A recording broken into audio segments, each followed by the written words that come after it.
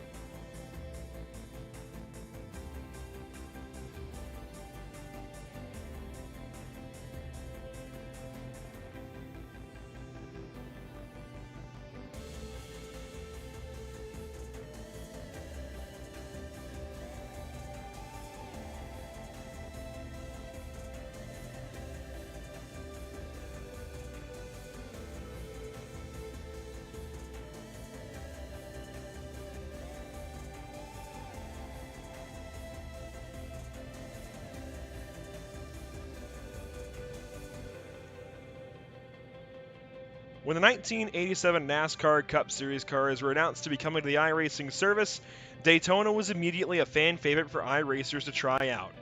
Since its release, these iRacers and the three wide Cold Hard Art Cup Series drivers in particular have put in work to figure these beasts out and try to hang on for success. Riding the wave of hype around the 1987 Chevrolet Monte Carlo and Ford Thunderbirds, we ride into Daytona Beach to gear up for some season-opening action. On behalf of our friends at SimTV, welcome to the Three Wide Racing League and welcome race fans to Pit Stop TV. We're live on Facebook, YouTube, Twitch, and Twitter tonight. Emerson Ardon and Devin Zimmerman join me in the booth. I am Andrew Cardinale IV, and this is Pit Stop TV's live coverage of Three Wide Cold Hard Art Cup Series at Daytona International Speedway. We join you tonight from the virtual Daytona Beach, Florida, for the season opener in the Three Wide Racing League. And Emerson, Devin, welcome to Daytona. Welcome to the Pit Stop TV booth. Devin, it's your first time here. Emerson, we've got an interesting night of racing ahead.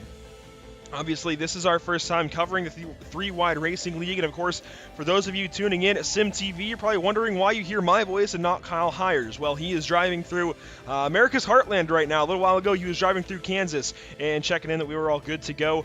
A bit of a scheduling conflict has put him on his drive back from Colorado that I know he talked about last week during the qualifying and dual broadcast. So he's on his way home. We wish him safe travels. We hope he gets home as quickly and as safely as possible, and we cannot wait for him to, of course, resume coverage for SimTV of the Three Wide Racing League and the Three Wide Cold Hard Art Cup Series next week. I'm not sure where these guys are going. Actually, I spaced out on the second race of the season, but these guys are here for their season opener at Daytona. They qualified last week. They did their duels last week. They've set their lineup just like you would see in NASCAR, or at least pretty darn close to it. And these guys are actually getting back on the racetrack now after a driver's meeting, and they're ready to go at it. Emerson, we thank SimTV for having us. We thank the Three Wide Racing League for having us. This is not, of course, our usual situation covering you guys, but we're happy, very happy to be here, and we're very happy that in a time of need, SimTV considered us. That all said, we are ready to go for some racing action this evening. Again, I want to welcome Emerson and Devin into the booth. We've got some practice on the racetrack. That's what these guys are finishing up. And James Miller, Jeffrey Fisher, a couple of teammates, the fastest on the racetrack. These guys are getting back on the racetrack now, Emerson, after their drivers' meeting. We're seeing speeds of upwards of 200 miles an hour. Yeah, these cars, and again, I think it was illustrated beautifully in the intro of this broadcast, just how different these cars are going to be. Again, these are the 1987 NASCAR stock cars. These are unrestricted beasts, and Daytona, Talladega, they get to some wicked speeds. Yep, they get to big speeds. Thanks for that, Emerson. Yeah, you can hit upwards of 210, 214 miles an hour down the back straightaway here at Daytona. We'll be looking for them to get that fast and also bump and bang a little bit, maybe causing a few wrecks. Yeah, absolutely. Now, you never want to see big wrecks, but when these guys wreck in these 1987 Cup cars, the Monte Carlos, the Thunderbirds, they usually wreck big. That's one thing to keep in mind this evening. These cars are very hard to drive. In fact, we can go on board with some of these guys as they finish up their practice times, and you can see they are going to be wheeling these things all night long. This is on board with Tanner Sharp in the number 3. He's passing. It looks like that might be the 53 car that he's going by on the outside here. These are going to be very, very hard to drive race cars. Definitely, I think this is one of the easier places to handle them at. Sorry, that was the 63, not the 53. This actually might be one of the easier places to lap at the very least. But once you are racing with somebody, once you are inches away from them, you are heads up, just trying to beat them and work the draft and go as fast as you can. And once you're in that dirty air, in that draft, going over 210, that's the problem. That's when fear sets in as you fly off into turns 1 and 3, literally hanging on to the seat. Oh, absolutely. It's mentioned, when you look at current Cup cars and all, they're just glued to the track. And these cars, compared to the Daytona International Speedway that they ran in the 80s, this track is a whole lot more smoother. So these cars are they're gonna have a little bit easier of a time navigating the track, but nonetheless, it's still a wicked challenge. In the draft, they're gonna be plowing tight off of turns 2 and 4, just like IndyCar's Aero Push. And it's honestly just because of how much speed they're carrying in these corners. The banks help a little bit with that, but the banks can only do so much. The tires are on the edge of grip, and it turns 2 and 4. They're gonna be the real trouble spots tonight. Yeah, normally you would see the Cup cars in today's racing, it would be the tires wouldn't really be a problem. They'd be mainly pitting for fuel, but the tires do go away very quickly with these cars. As in you enter turns 1 and 3, the car is literally almost trying to get sideways, and then again, like you said, Emerson, off the turns, especially in the draft, it's going to push up the racetrack. You got to hang on, keep it off the wall. As we're riding on board here, you can kind of see he has a little bit of the draft for the 42 in front of him. And he's probably trying to wheel that thing just to keep it in a straight line. And we'll switch around to some other onboards here to try and get a look at the rest of the race field. We do have 37 cars that qualified last week. Let's see, we've got Matt Grunberg starting on pole. And we'll go through the full lineup here shortly. Oh, man, that actually scared me a little bit looking at my monitor. That definitely got the best of me when Jeffrey Fisher piloted that one. Anyways, we'll get to the lineup here shortly. I do want to, again, welcome Devin Zimmerman into the booth. It's the first time we've had you here on Pit Stop TV. I know you've been working with Emerson Ardon recently on some of his own broadcasts. It's good to have you here, good to add you to the lineup. We're always looking to add new broadcasters. Now, I know it's probably going to be a little bit of nerves at first, but once those settle down, we have the full confidence in you here. But tell us about we're talking pre-race actually, a little bit about how hard these cars are to drive. Tell us some about your experience with these 1987 cars as a racer here on iRacing and how hard they really are to drive. Yeah, so these cars, they slip and slide everywhere when you try to get into a turn, and that's just from the lack of downforce on the rear. And normally, the cars of today, they have the giant spoilers on the back that keeps the car planted, especially, the air pushing down on that spoiler keeps the back of the car firmly planted on the ground. These cars do not have a back spoiler, so they're slipping and sliding getting into the turns. And just from my experience with racing with them, they're fun. They're very, very fun cars to drive. You can see here, he just lost it coming out of the tri-oval. Goes for a nice big ride into the fence there. Once you lose it, it's gone. Like we said, there's no downforce. It's just going to go and do its own thing. But again, they are very, very fun cars to drive, and you just get a real sense for kind of how the guys back in the 80s really had to do this, or really had to manhandle these cars to get to the speeds that they were racing. Absolutely, it's tough. These things are beasts, like I talked about when I opened this thing up. These are difficult beasts to get around Daytona International Speedway, to get around anywhere, even just to drive up and down the street, honestly, would be pretty difficult, as these are a bit harder to shift than your normal NASCAR Cup cars. So you mentioned the lack of a rear spoiler. It's there, but just barely. I mean, it's only leaned up maybe 30, 40 degrees sometimes. It is leaned way, way back to get these guys going pretty quick. Now, as we transition into nightfall here, the track is obviously going to grip up a little bit. These guys are going to be able to drive these things a little bit easier, but man, these are still, I mean, you can see, we're from the onboard here with Skylar Nizzle looking back at, I'm actually not sure who that is. We'll get more accustomed with these paint schemes as the night goes on. We're looking at a Chevy Monte Carlo, at least, behind him. And, I mean, dead sideways through these corners at 200 miles an hour, Emerson, is a weird feeling. Yeah, it is. I mean, you're going about as fast as you're probably ever going to go, at least on a simulator, and you're at the edge of control the whole time. These laps will click by, but I promise you it won't be clicking by to these drivers. They will be holding onto those wheels all night long. All right, we're going to go ahead. Andrew, go ahead and take us through the starting lineup. Yeah, so as I mentioned, we do have that starting lineup, and we have Matt Grunberg, our pole sitter, Race Clark, and then number 22 to his outside, starting from the outside pole. Row number 2, the winners of those duels a week ago that you saw on Sim TV, we have Cameron Rich and Jeffrey Fisher. Row number 3 gives us Carlos Acosta and Brady Smith. He's in 6th place. Rolling back to 7th, it's William Kruzka, Jordan McAvoy in 8th, and a little further back, Vic Bloom, Donovan Smith round out your top 10. So we'll look here at 11th place. We'll have James Miller and Kevin Finn. How about row number 7? We'll have Mike Steffens and Richard Hines. Falling back to row number 8, we're going to have Michael Goodman and Tanner Sharp. Row number 9, we're going to have James Panko and Sam Close. And how about row number 10? We're going to have Jeremiah Llewellyn and Trevor Butler. Yeah, row number 11, there's Dustin Durr and Skylar Nizzle. Row number 12, Nick Boyd and Alex Boyd. Then we have Corey Lindsay and Brent Miller in 25th and 26th. Levi Zielinski and Nick Miller, 27th, 28th. Jonathan Cogswell, 29th. Justin Cobb, 30th.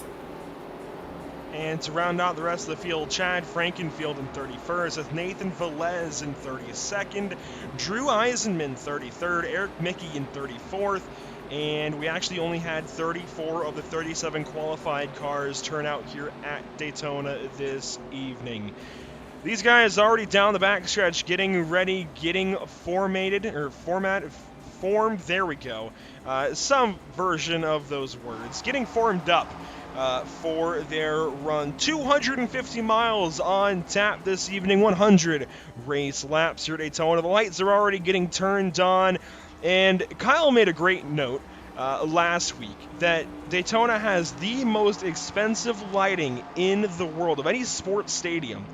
And I believe it was $240 per hour. Now, that might not sound all that crazy when you first think about it, but that's $240 per hour. That's more than I pay in a month.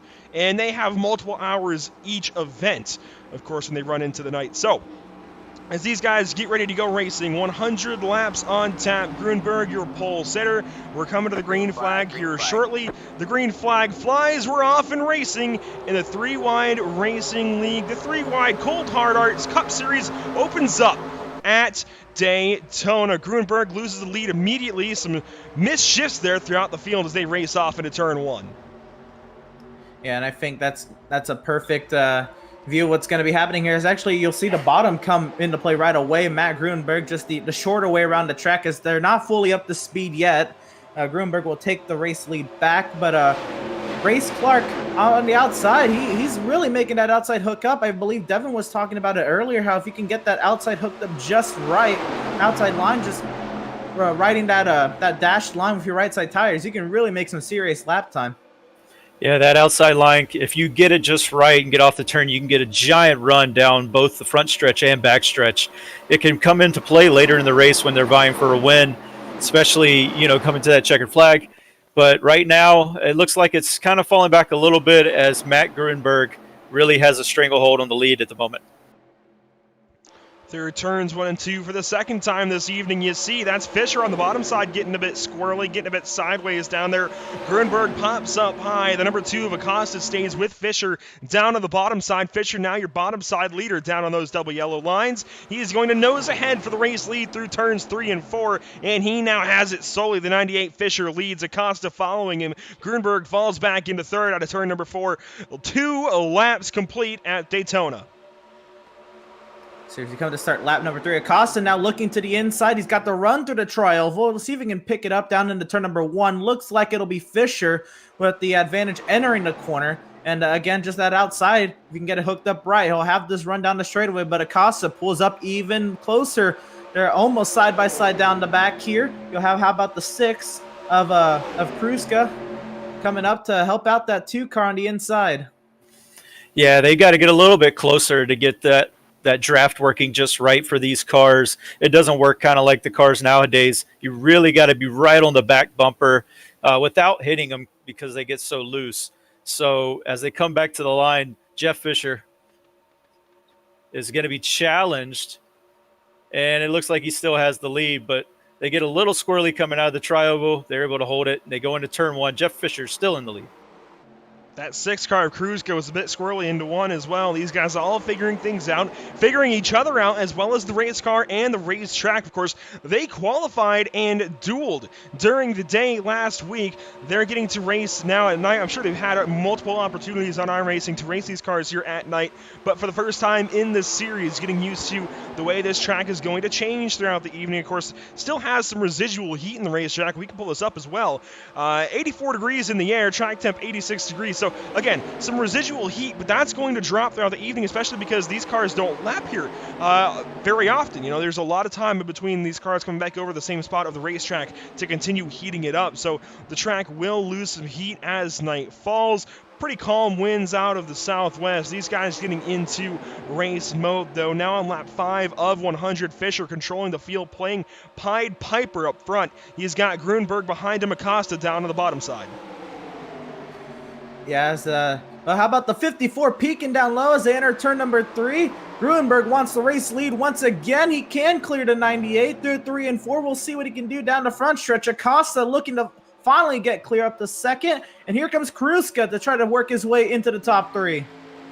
Yeah, it looks like Acosta's not really comfortable there in second place. He wants the lead. He just tried to poke to the outside and get up in front of the 98, but he wasn't able to get a good run, and the 98 wasn't with him, so he stayed back down on the low side. Still has second place. It looks like the 98, though, is going to get a run off of turn 2.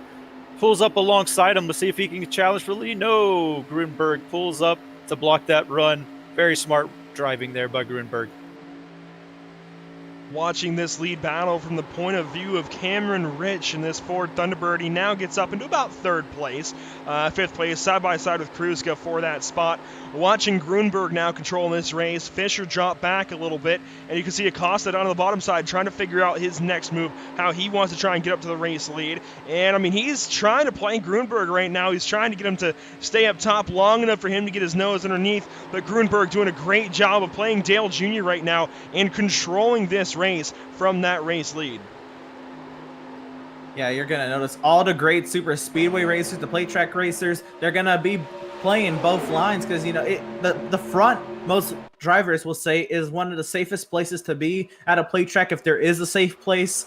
Acosta, he's really trying to work his way up there, right? It's so tough when the leader just has so much control, the clean air. The air is not as prominent in these cars, but it still plays a big factor in being able to try to close up to somebody and to try to make that pass. Yeah, that's what Gruenberg is doing. Like you said, he's jumping down when they enter the turn, and that gives the momentum to the inside line, lets the inside line kind of get back up to the outside line, because the outside line is going to get the run off of the straight or off of the turn onto the straightaway, and that's what's happening every lap. Gruenberg's playing it perfectly to stay up in front. Does look like the 2 is going to get a nice push there and get alongside Gruenberg for the lead as they go into 3 of 4. Let's see if he can keep it as they come out of turn 4 and back to the tri-oval. It's a dogfight out of 4. Acosta on the bottom, Gruenberg up top. Kruska helps Acosta get that race lead, and across the start-finish line, Acosta has it, not quite clear, but he gets the race lead. He leads lap number 8 of 100. Fisher forms that outside line back up with Gruenberg outside his nose. He's got the 17 of Cameron Rich sitting back. Here comes the 22 of Race Clark, our outside pole sitter, coming back into the fray on the bottom side, third in line. From then on back, actually, we've got some interesting cars to look at. We've got the 14 of Kevin Finn, the 99 of Vic Bloom. These guys all just trying to let everything happen up ahead of them, and I like that they're sitting back. I like that they are giving each other plenty of room, both inside, outside, up front, and behind. And, I mean, they're doing what they have to do right now. They are riding around. Those guys are duking it out for the race lead, but they are doing exactly what they have to do to make it all 100 laps. These guys continue to duke it out. Now lap 10 of 100. I was starting to have the feeling that what Gruenberg was doing was kind of negating the chance of having 2 lines work, at least for the time being. And you see right there on that shot, on the wall shot down the back straight, most of the field was single file, and then Acosta able to get to the inside of the 54 really lit a spark up here in the top 10, and they're back double wide once again. They were almost single file all the way. It was only the 98 and the 17 up there. And now Acosta trying to clear the 54. There's a slow car there off of turn number 4 way back. Maybe just trying to fall back here. That's the 87 of Richard Hines. So he'll probably fall in line here unless he just wants to keep working back, just try to stay out of trouble here. Yeah, it looks like Hines did get the wall coming out of 4. The cars in these drafts, they get very tight. Like you were saying earlier at the beginning of the broadcast, Emerson, they have that IndyCar effect where, the air just it upsets the balance of the car getting off the turn. They just want to go right up to the wall, and that looks to be exactly what happened to the 87 machine.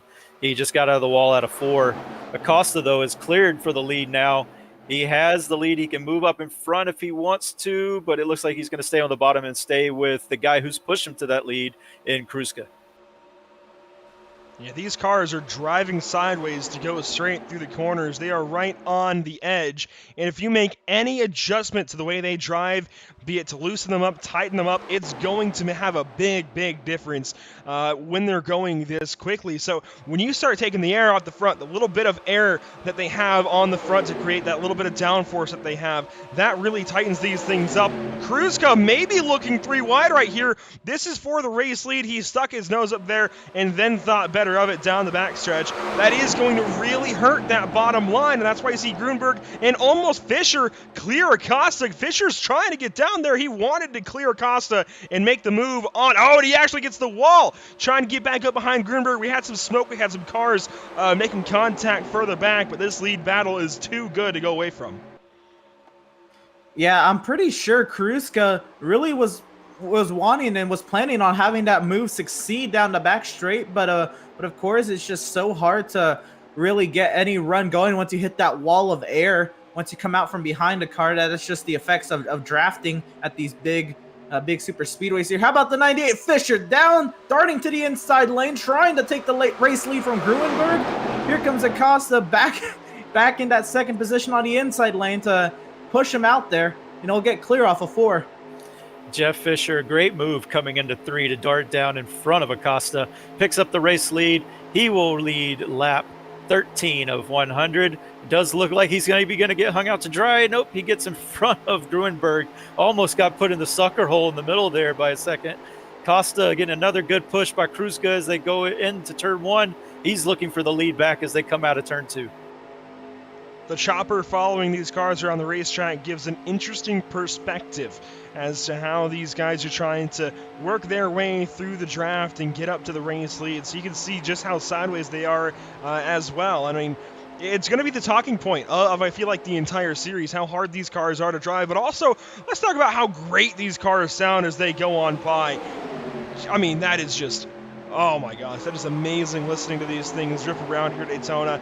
And man, that's what NASCAR needs to sound like. Anyways, enough reminiscing. Back to lap 15 of 100 here at Daytona. Fisher leading Grunberg up top. Behind him, Acosta on the bottom side trying to lead that charge. Kruzka tucked up underneath him, and he's got Race further on back. Race Clark in the number 22. We have a fourth contender now on the outside. Now he makes it 3 wide. That's Chad Frankenfield coming through the middle.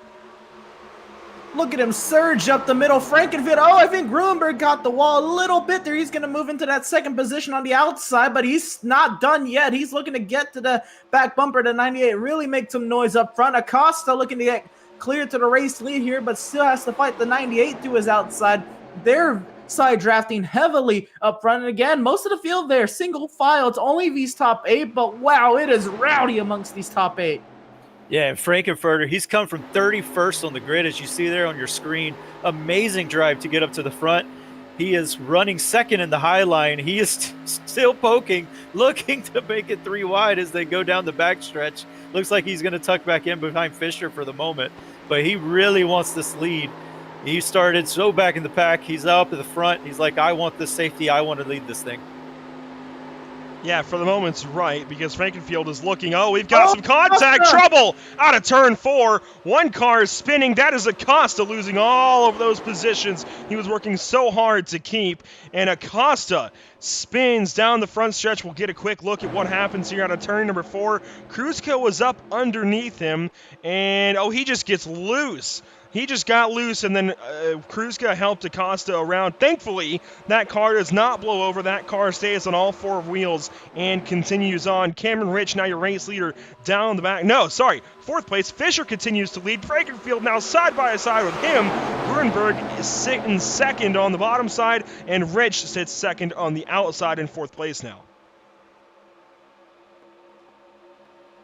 Yeah, Costa can now maybe hope for a yellow to follow his way here to get back into contention, because he was really making some great moves up here to be fighting here. But the 98 Fisher gets clear to the race lead. For a moment there, Frankenfield had the lead last lap going down the back straightaway, but just got consumed by the draft behind him. And now the 17 of Rich looking to get to that back bumper to 15. Grunberg finally made his way down to the inside here, and he'll be given a great shot to that 98. That 54 and that 98, they've been glued to each other these first 18 laps already, whether it was the 98 behind the 54 or now the 54 behind the 98. But looks like you got this little alliance they've got going on here.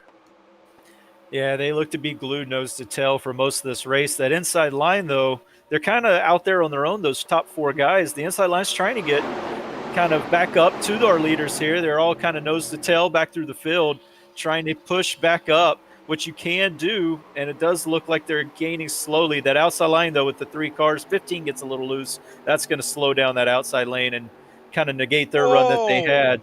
These guys are all getting loose. Grunberg, a great save on the bottom side after Frankenfield's amazing save on the bottom. Now, Fisher puts Frankenfield on the apron a bit. Frankenfield had the move made, and Fisher kept going with him. That's plate racing. That's super speedway racing for these guys, and especially with these tires wearing out. You have to get everything you can right now. Cannot blame Frankenfield at all. Can't blame Fisher at all. These guys are duking it out. The tires falling off, and they're going to be all over the place here.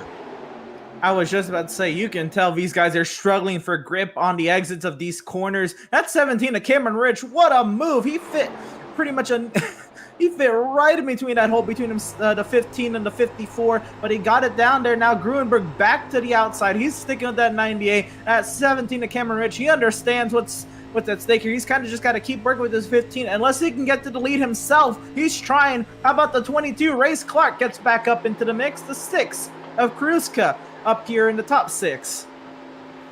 Yeah, there's Jeff Fisher back to the lead. Gets a great push by Grunberg going into 3 and 4. It does look like he's going to pull back up, though, and join back up with Grunberg. That's going to allow Frankenfield to get back to the lead. He's being pushed by the 17 of Rich. staying on board here with Clark in 5th place. That's Grunberg on the top side trying to help Fisher. I see a little bit of left rear damage on Fisher's machine as well. And Cameron Rich staying in line here with Chad Frankenfield. I mean, that 15 just came out of nowhere from 31st on the grid, as you mentioned, Devin. And oh my gosh, the moves he made to get to that position, incredible. And I'm really glad he held it for his sake and everybody else's sake. And man, I know, Devin, you were probably cringing a little bit extra as a Cowboys fan watching an Eagles car go up to the lead like that, but thankfully it all worked out and he's making it exciting. Cameron Rich takes the lead across the stripe to lead lap 21 of 100. Now the 22 on lap 22, suddenly in 3rd place. Looks like Race Clark has something for these guys.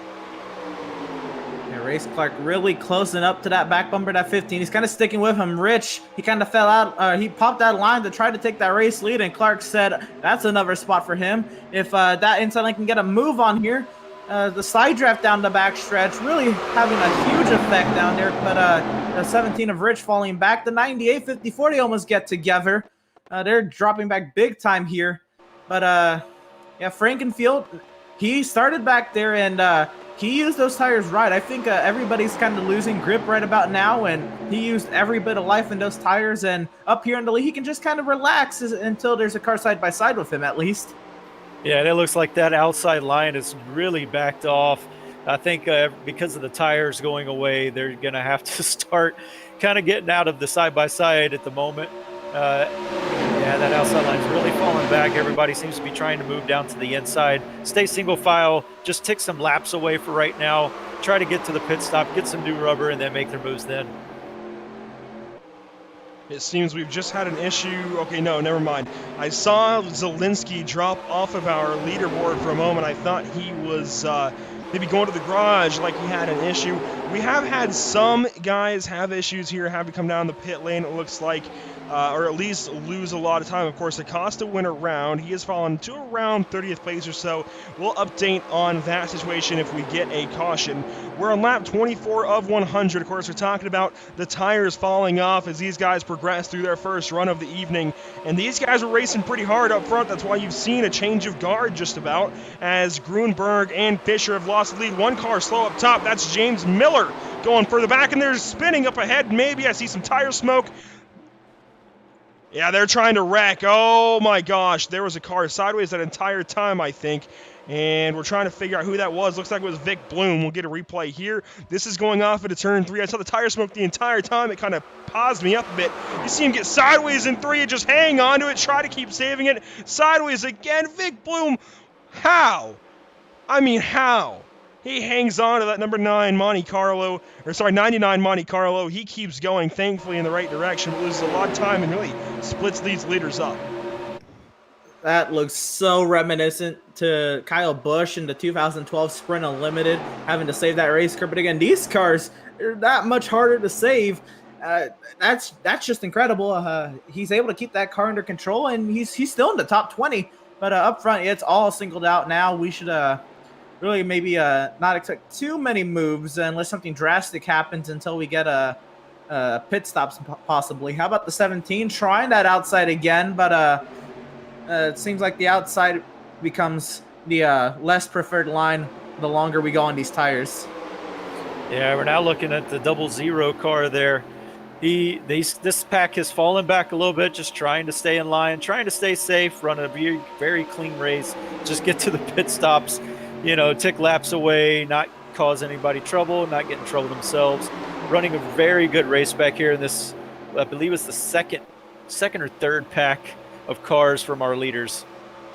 Yeah, this is pretty much our second pack we're looking at here. This is beginning with one Brady Smith leading the way in the 00 now. He gets on by the number 20 of Corey Lindsay. They switch numbers on me. So the 00 of Corey Lindsay takes the lead. Brady Smith in the 20 loses that spot. The 14 of Butler, again, they switched around on me. The 14 of Finn gets on by the 12 of Butler. We also got Kolb in the 52 and Boyd in the 74 in this mess. 3 wide down the back stretch. Contact, and they're going to wreck. Trouble. Oh, we got a blowover. Oh, man. That was a wicked accident. I was just about to mention that 12 of Butler, he was trying to get to the inside of the 20, fell back, and he really wanted to get up there. And I think him and the 14 made contact, and it was on from there. Yeah, Brady Smith with a wild ride. You're going to ride here, but you have to see it. That's the thing. That's one of the big physics features that iRacing introduced. When these cars get backwards, they blow over just like that, just like they used to in real life back in the 80s. Man, what a wild ride he just had. And thankfully, we can appreciate that blowover a bit more than if this was a real race, because this is, of course, a sim, and he's not going to be feeling that one in the morning.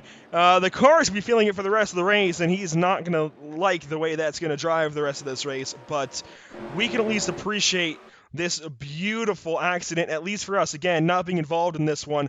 Brady Smith up and over just like that. Slams back down on the trunk lid, up into the catch fence as well. Barrel rolls down turn 3.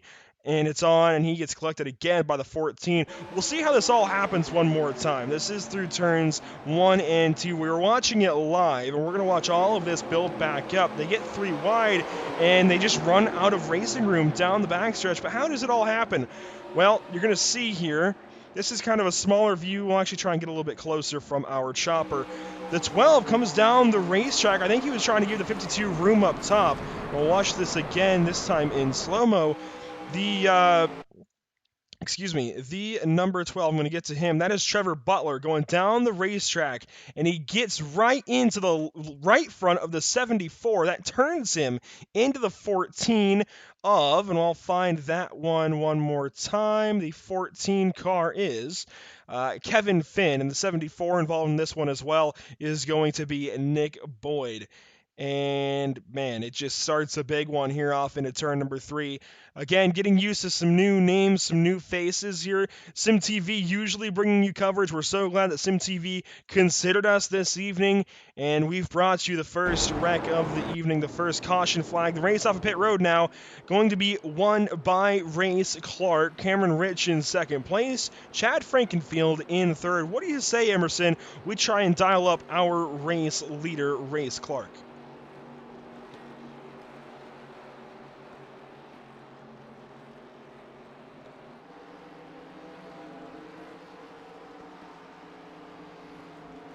Yeah. We're gonna try to get a hold of Race Clark here. Race Clark has he's been amazing to watch there up in the front pack there, and looks like we got him queued up here. We're gonna bring him in. Hey, Race Clark, this is the Pit Stop TV booth. You got a copy? What's up? That first run, that was an absolutely wicked experience up there, battling for the lead and that top 10. Everybody's hungry for that race lead. Can you just kind of describe how it is being in that pack? Let me tell you, it's 70 laps ago. My hands are shaking. It feels like the end of a race. I wanted to lead a lap really bad. I wanted that bonus point. It's all I really wanted. So I've been trying since the drop of the green to get it. Finally got it done. A bunch of, shuffling of the lead up here. The car is really tight on the high side, but quick off. It's crazy. Not entirely sure if you remember it, but on the initial start of the race, you were actually able to get to the race lead, and then it didn't kind of pan out from there. But what was kind of your plan going into the race? I guess other than leading a lap, and how well has that phased out for you?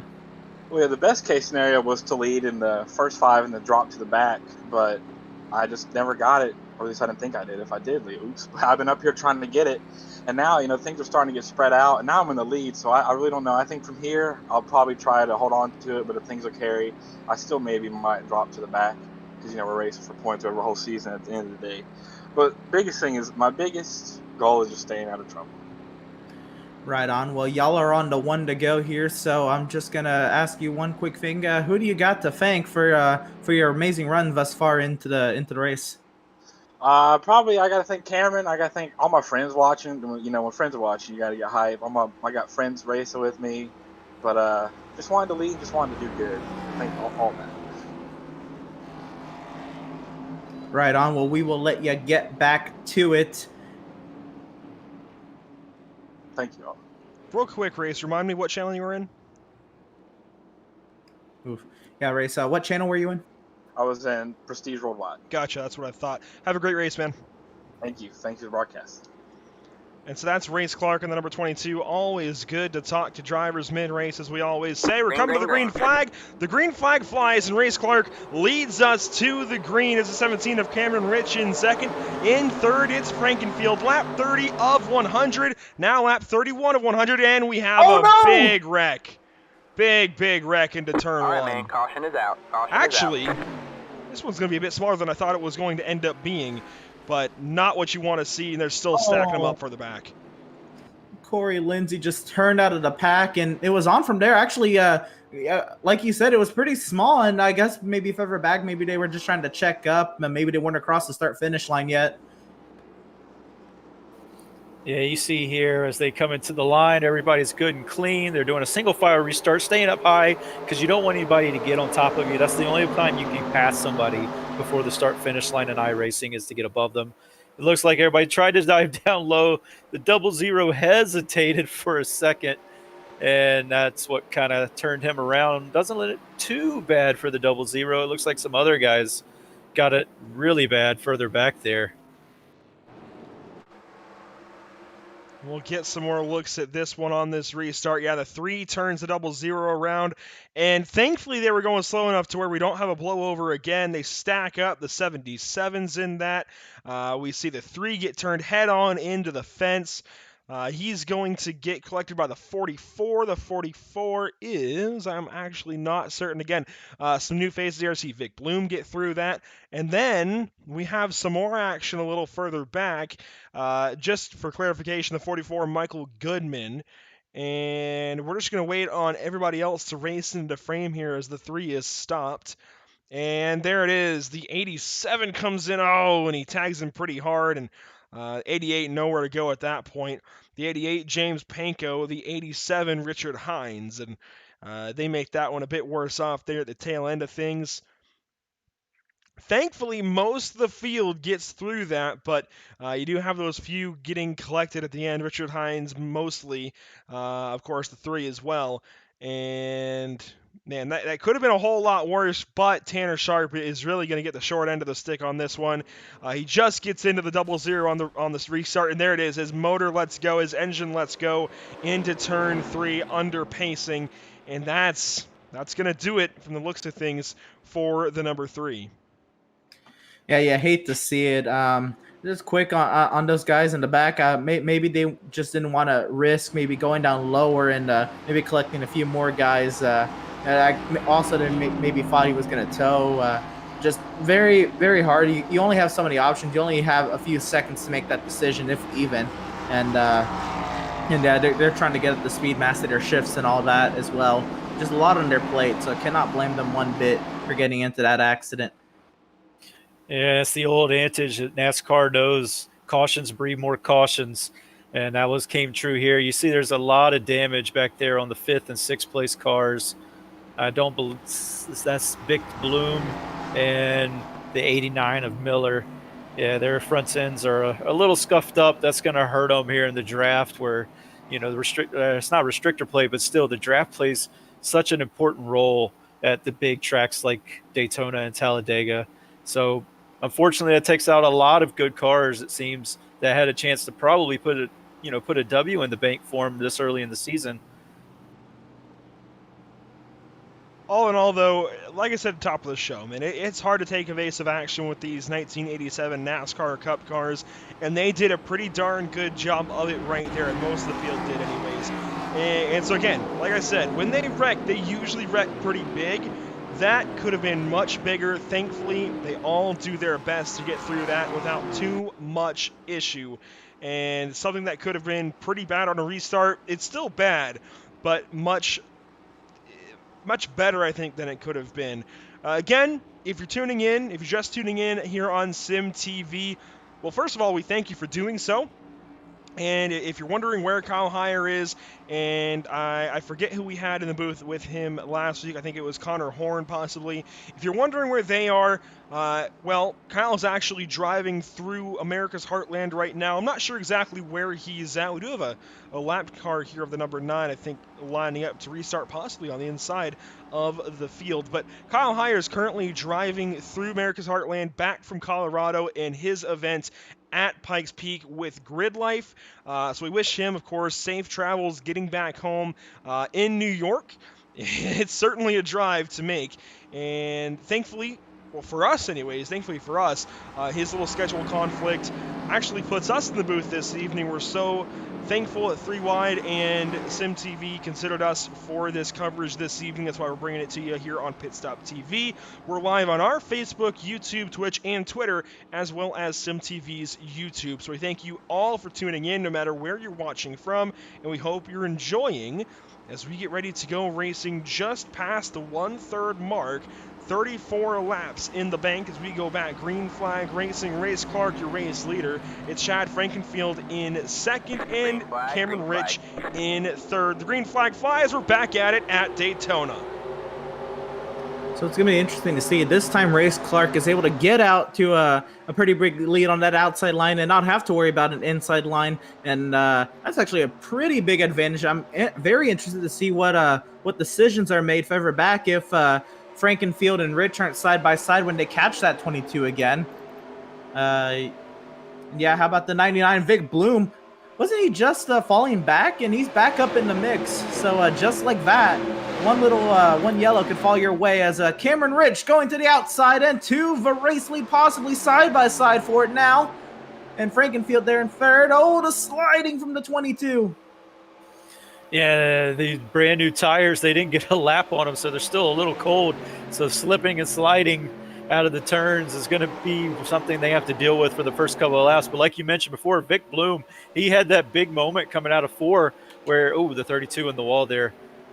But he's able to save it. But yeah, Vic Bloom, he was able to save the car from spinning out of 3 and 4, basically drifted it around the turns almost, fell back to the end of pretty much the second pack that we were looking at there before the caution came out, and was able to get through that incident and drive it back up to the front. And we have a challenge for the lead.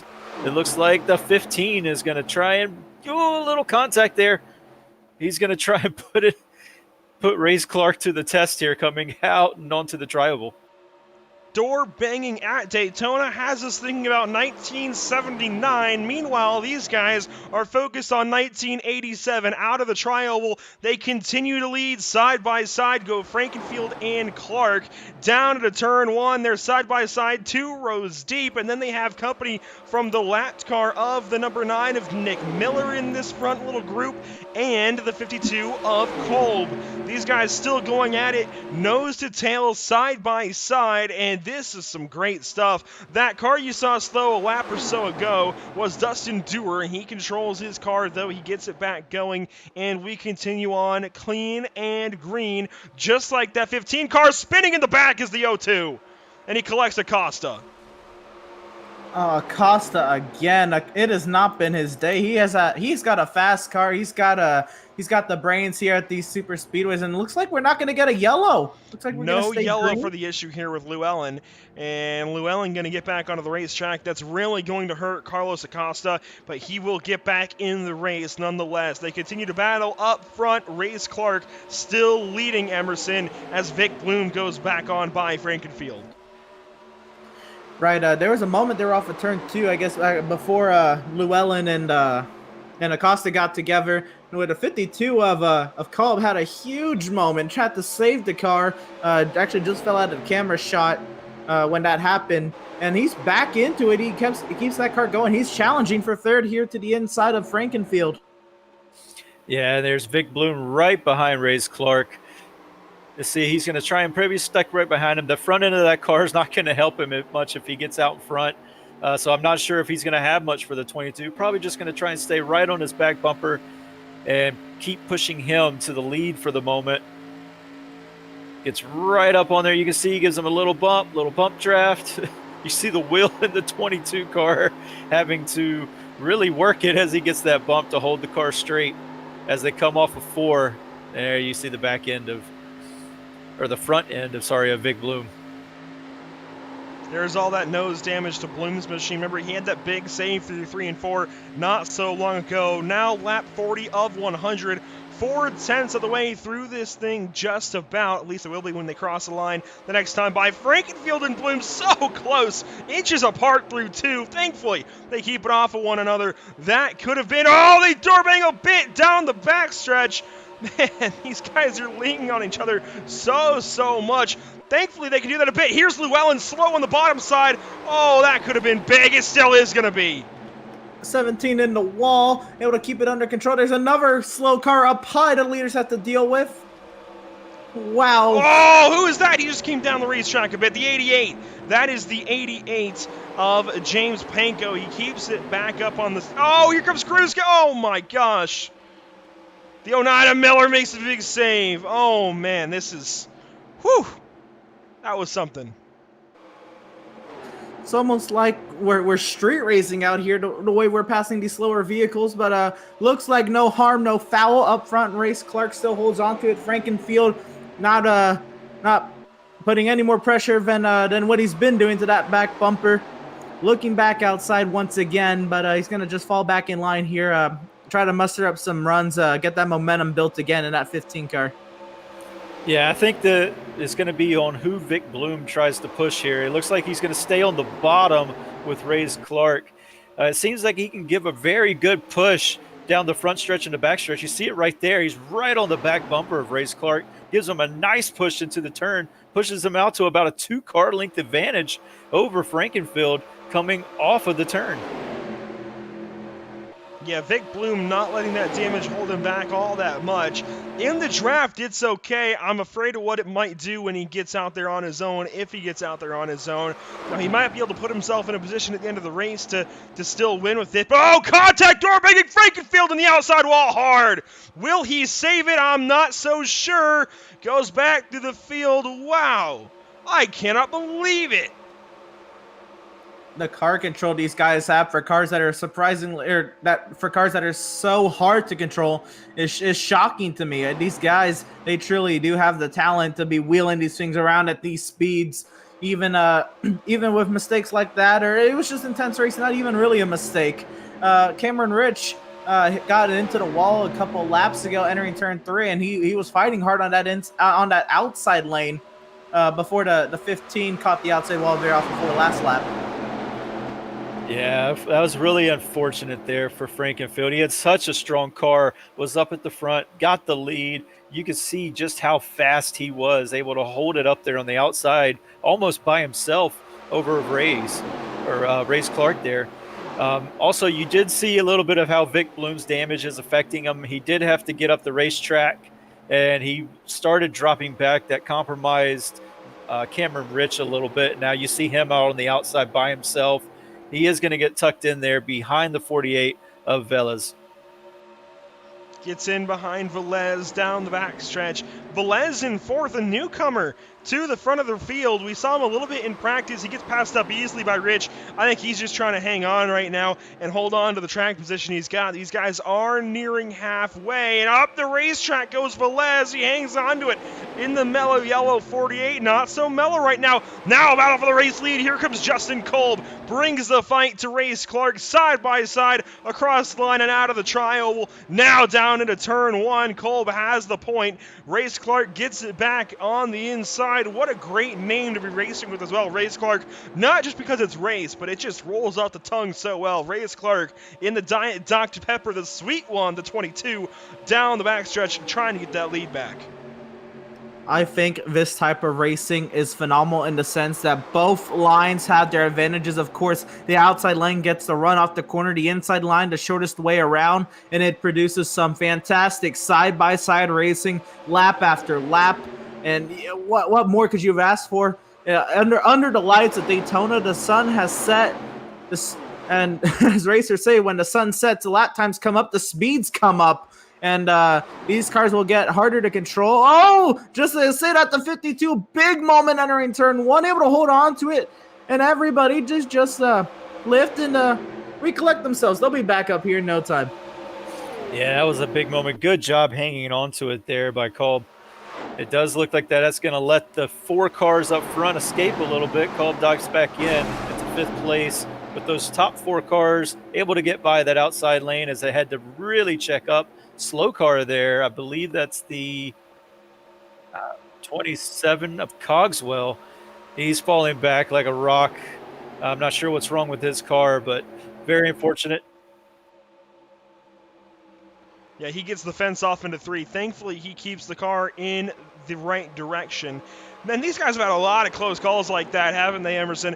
They are getting up into the fence. They are losing a little bit of control, and just big moments that could be so much worse. We do have a slow car up ahead. That is the number 1, the lap car now of Donovan Smith. He's already 1 lap down. This will put him 2 laps down in the Apple Computers Ford Thunder. Bernie's going to get passed up here shortly. You're going to see the field come back into frame. There they are. Race Clark still in the lead. He's got Vic Bloom behind, and it's Nathan Velez in 3rd. Actually, new to the lead anyways. Lead battle is going to be Trevor Butler.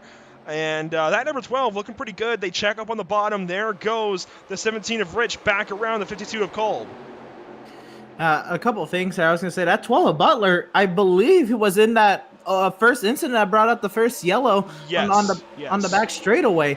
And so he's back up here in 4th. Didn't take too much damage in that incident, just kind of made the opening contact to it. The 99 slides up the track, big time Vic Bloom trying to hold on to that car, and of course not going to turn as well with that front end damage. But I think the issue, or not really an issue, but what makes it harder passing these lapped vehicles is that these aren't like the current Cup cars. These cars, they're harder to drive. They're harder to keep glued to that inside lane. And for the lab car, it's harder to keep glued to that outside lane. So it kind of gives little, intense moments, jumps in heart rate, if you will, for these drivers when they catch up to slower vehicles, because it's a little less predictable than what we have now. Yeah, it is. And I'm getting really impressed with the drive that Cameron Rich is having. He's holding that outside line by himself. I'm not sure if he's going to get any help at all. It looked like for a second there that the 57 machine, is that the 57? I believe so. It looked like he was going to get up there to help him a little bit, but they're all just kind of driving by him. But he's able to stay right with the top 3 cars all by himself on the outside. That is a really strong race car. What's helping him is it's pretty tough to push, and if you can get the push to go right, you're gonna go miles, you're gonna go far, kid. But let me tell you, it is tough to actually give a bumper to somebody and not wreck him. That's the big thing. We saw Bloom get a bit squirrely about a lap or so ago, maybe probably 2 laps ago now, and Rich gave him a shot in the shorts. It's easy to turn somebody around or even just get them sideways, and they're going to lose a lot of time. I mean, Bloom almost lost it in the tri-oval not so long ago, so you have to be very careful. Now, if you want to be safe, you're going to generally lift before you get at somebody. Maybe give them just the slightest nudge, but really just trying to share that share the drag, and try to help that car along. That's how drafting works, right? You don't always have to bump draft. You can draft without bumping. It's a little tougher to do so you don't go quite as far, but you can. And so that's what these guys are trying to do on the bottom side here, Emerson, because it is so tricky to push, especially once the tires are wearing out. We just crossed halfway. Race Clark, your leader at halfway, now on the back half of this race, and the tires are going back away. We've been racing for about 20 laps or so, well, about 15, I think, since the restart, as Kolb gets the fence, and he's going to drop back. Lyco Rock on the outside gets passed up by about 5, well, probably 3 cars, actually. More on the way, though. It's going to be hard for him to make up these spots without a yellow or without pit stop jumbling things up, because everybody's starting to fall single file as the tire ages start to get up in those high 20s in terms of laps on green flag laps on the tires. The field's going to come by the 2 of I believe that's Acosta once again, and put him another lap down. That 48, he is either taking damage in an accident or he's been getting a lot of pushes. That back bumper, the right rear on that 48 car is all bent up. You can see it there on that onboard shot. I believe we're on board with the 99 of Vic Bloom. Look at it. You can't tell too much. It is completely dented there. He's been able to hold on to some pushes. Yeah, that he has. And you see all these cars with some sort of damage on them up front here, and how racy they're being. And we did hear earlier, Andrew, that Race Clark was thinking about dropping to the back and just kind of riding around a little bit. But it looks like he's gotten just comfortable with being up in the lead here. Now he has a giant lead of about 4 car lengths. It'll close down quick though with the draft. But any idea what? Maybe he's just comfortable with the lead there, Andrew, and doesn't want to give it up. Yeah, I mean, at this point, it's kind of like Nathan Velez. He wasn't in this battle earlier, but you can't really back out at this point because it's so hard to get all that track position back. If we had had a series of yellows, I think if you race Clark, Nathan Velez, you drop back. But at this point, we're starting to get down to the nitty-gritty. We're going to have a pit stop or two, maybe to the end, and really, you just got to take what you can get. You've got this track position. Why give it up now? Because you've got to start thinking about the end game of this race. While, yes, we're still 45, 46, 47 laps away, you just got to start thinking about it a little bit because you've got to set yourself up. And with these cars, strategy matters so much more than it used to in the NASCAR Cup cars. Actually, really, I should say so much more than it does now because you've really got to think out your whole race. I do want to fall back in the top 10 a little bit, talk about some of the rest of the field. Brent Miller, actually the last car in the top 10 right now in that number 89, 5-star race bodies down the side of that machine. He's got Kevin Finn up behind him, who was in an incident not so long ago with Brady Smith, who did that blowover into 3, if you recall. William Cruz come back here as well. We see the double O of Corey Lindsey recovering somewhat decently. He's up into 13th right now. Eric Mickey from towards the back of the field, actually the last car that gridded and started dead last, 34th in this race. Currently in 14th, Emerson, Nick Boyd rounding out the top 15. Yeah, Nick Boyd was also in that opening incident as well. I believe he went he was part of the initial contact and then went around into that grass. So for him to make it back up into the top 15, Kevin Finn 11th, and of course Butler contending for the top 5 in P6, able to recover nicely from that incident. Of course, you can't say the same for the 20 who blew over in that accident, but yeah, he's actually out of the race. But yeah, it shows that these cars, that they're strong. They're almost built like tanks. Just able to kind of take more damage than you probably would now. Aerodynamics again weren't as important as they were. Now, of course, they're always going to be important in racing, but not as important as they are today. Where we talk about yaw and the littlest dent on these fenders in current Cup cars would almost have you out of contention to stay in the draft. I mean, so it really is showing quite a difference in the tolerance level of damage these 87 cars to the current Cup cars. Yeah, and it's funny, Emerson, how you compared them to being as strong as a tank, because I'm sure that these drivers now are saying that these things drive like a tank. I'm sure that the tires are starting to go away. We're kind of reaching that point where we got last run before the yellow came out on the life of the tires, and everybody was starting to slip and slide around, beat and bang each other. It's getting right about that same amount of laps that we've run on this set of tires under green flag now, and it's starting to heat up again. We got the 17 who's worked his way by himself back on the outside, trying to get around the 48 of Velez there.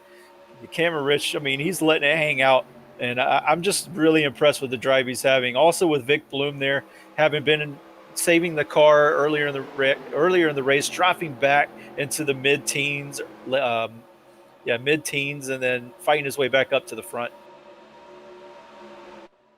We saw a plane land in the background there down the backstretch. I think these drivers might prefer a tank at this point because you'd have a larger contact patch with the rubber to the racetrack if you were to smooth the tracks out. But anyways, these cars definitely can take a beating, and they are doing so this evening. That is the number 63 up ahead. I'll find the 63 back on my list. That's Mike Stevens they're going to lap. He is currently in 25th, so now 24 cars on the lead lap. They squeeze to get on by, and they get on by. Trying to look through some of the rest of the field. Frankenfield, who we were talking about a lot earlier, and really livened this race up not so long ago. The Philadelphia Eagles 15 has dropped into 23rd. Cogswell is up ahead of him. Jonathan Cogswell racing right now with Jordan McAvoy. That's the one car, rather, of Donovan Smith. Jordan McAvoy ahead of him. There's the 21 of McAvoy. He is currently in 21st. Jeffy Fisher up ahead of him. Those guys' teammates, as well as the 09 of James Miller. So just trying to cover some of the rest of the field. Cameron Rich still battling on the outside. And a new fastest lap, Gruenberg goes purple.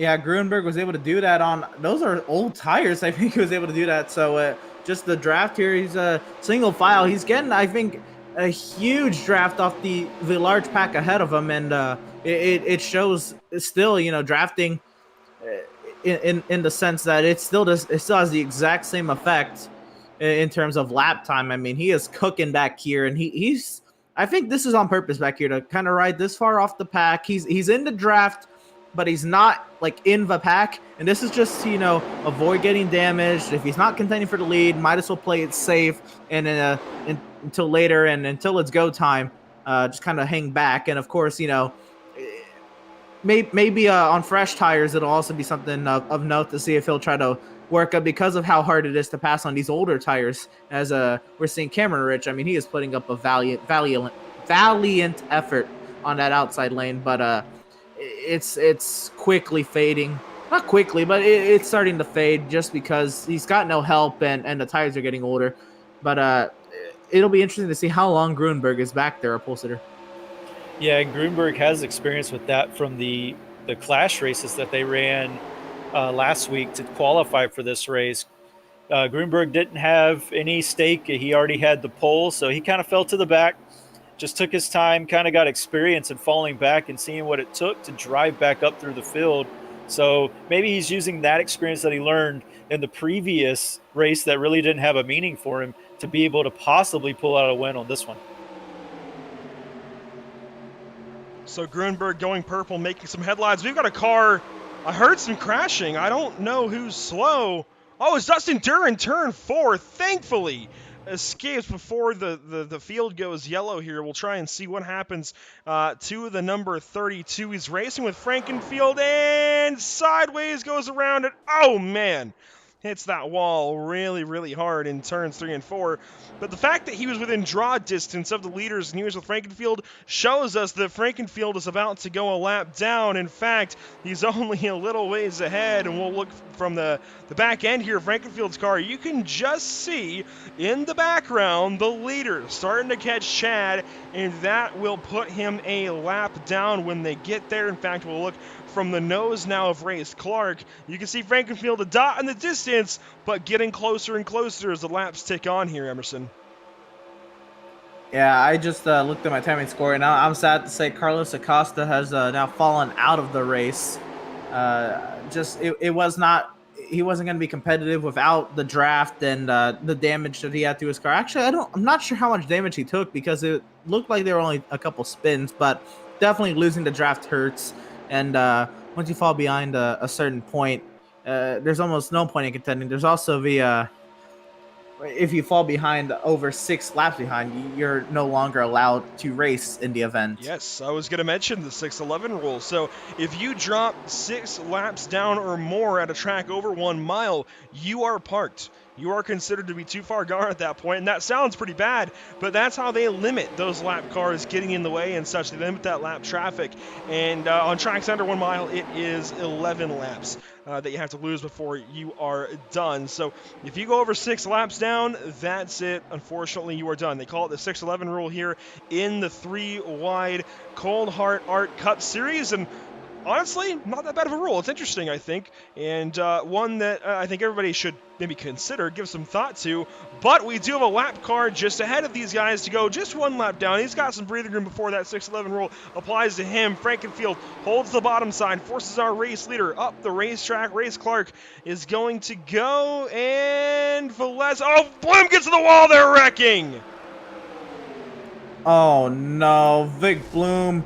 He was up there. He was contending and to the inside wall, and it's only a 1 or 2 car incident off the racing surface. So I believe we're gonna stay green, which is not what Frankenfield wanted. He'll now fall 1 lap down. We get a replay here. He just catches the wall there a little too high, and he collected Cameron Rich as well, and bang into the inside wall. And you know what, Devin, real quick, that's why you have to be so careful in these cars. We talked about it already. They're so hard to drive, and Devin right there, he checks his steering, goes up the racetrack a bit too much, and he's up in the fence. Yeah, I believe it was the checkup for Frankenfield there. They were all trying to get around him as safely as possible, just checked up a little too much. The car steps out, and these cars, when they do step out, it's kind of like a magic switch goes on and it's uncontrollable. So once it was going around, he was pretty much all he could do was just maybe scrape the wall a little bit. Unfortunately, the 17 of Cameron Rich was right there, and that's really going to hurt Cameron Rich's chances going in this race. It does look like we have a long train of cars going down the backstretch. Nobody stepping out of line, seeing all the carnage that's taking place, probably just trying to get to within maybe 20 to go before they try to make a move. Yeah, these guys trying to think their race out from this point on. We should be within striking distance of the end of the race now. These guys should be within their fuel window at any point in time. In fact, they definitely are. So we've got a one-stopper to the end, and that's going to change the way these guys attack things because they don't have to think any further. They just got to make their one pit stop. Then, do you take tires? If so, how many tires do you take?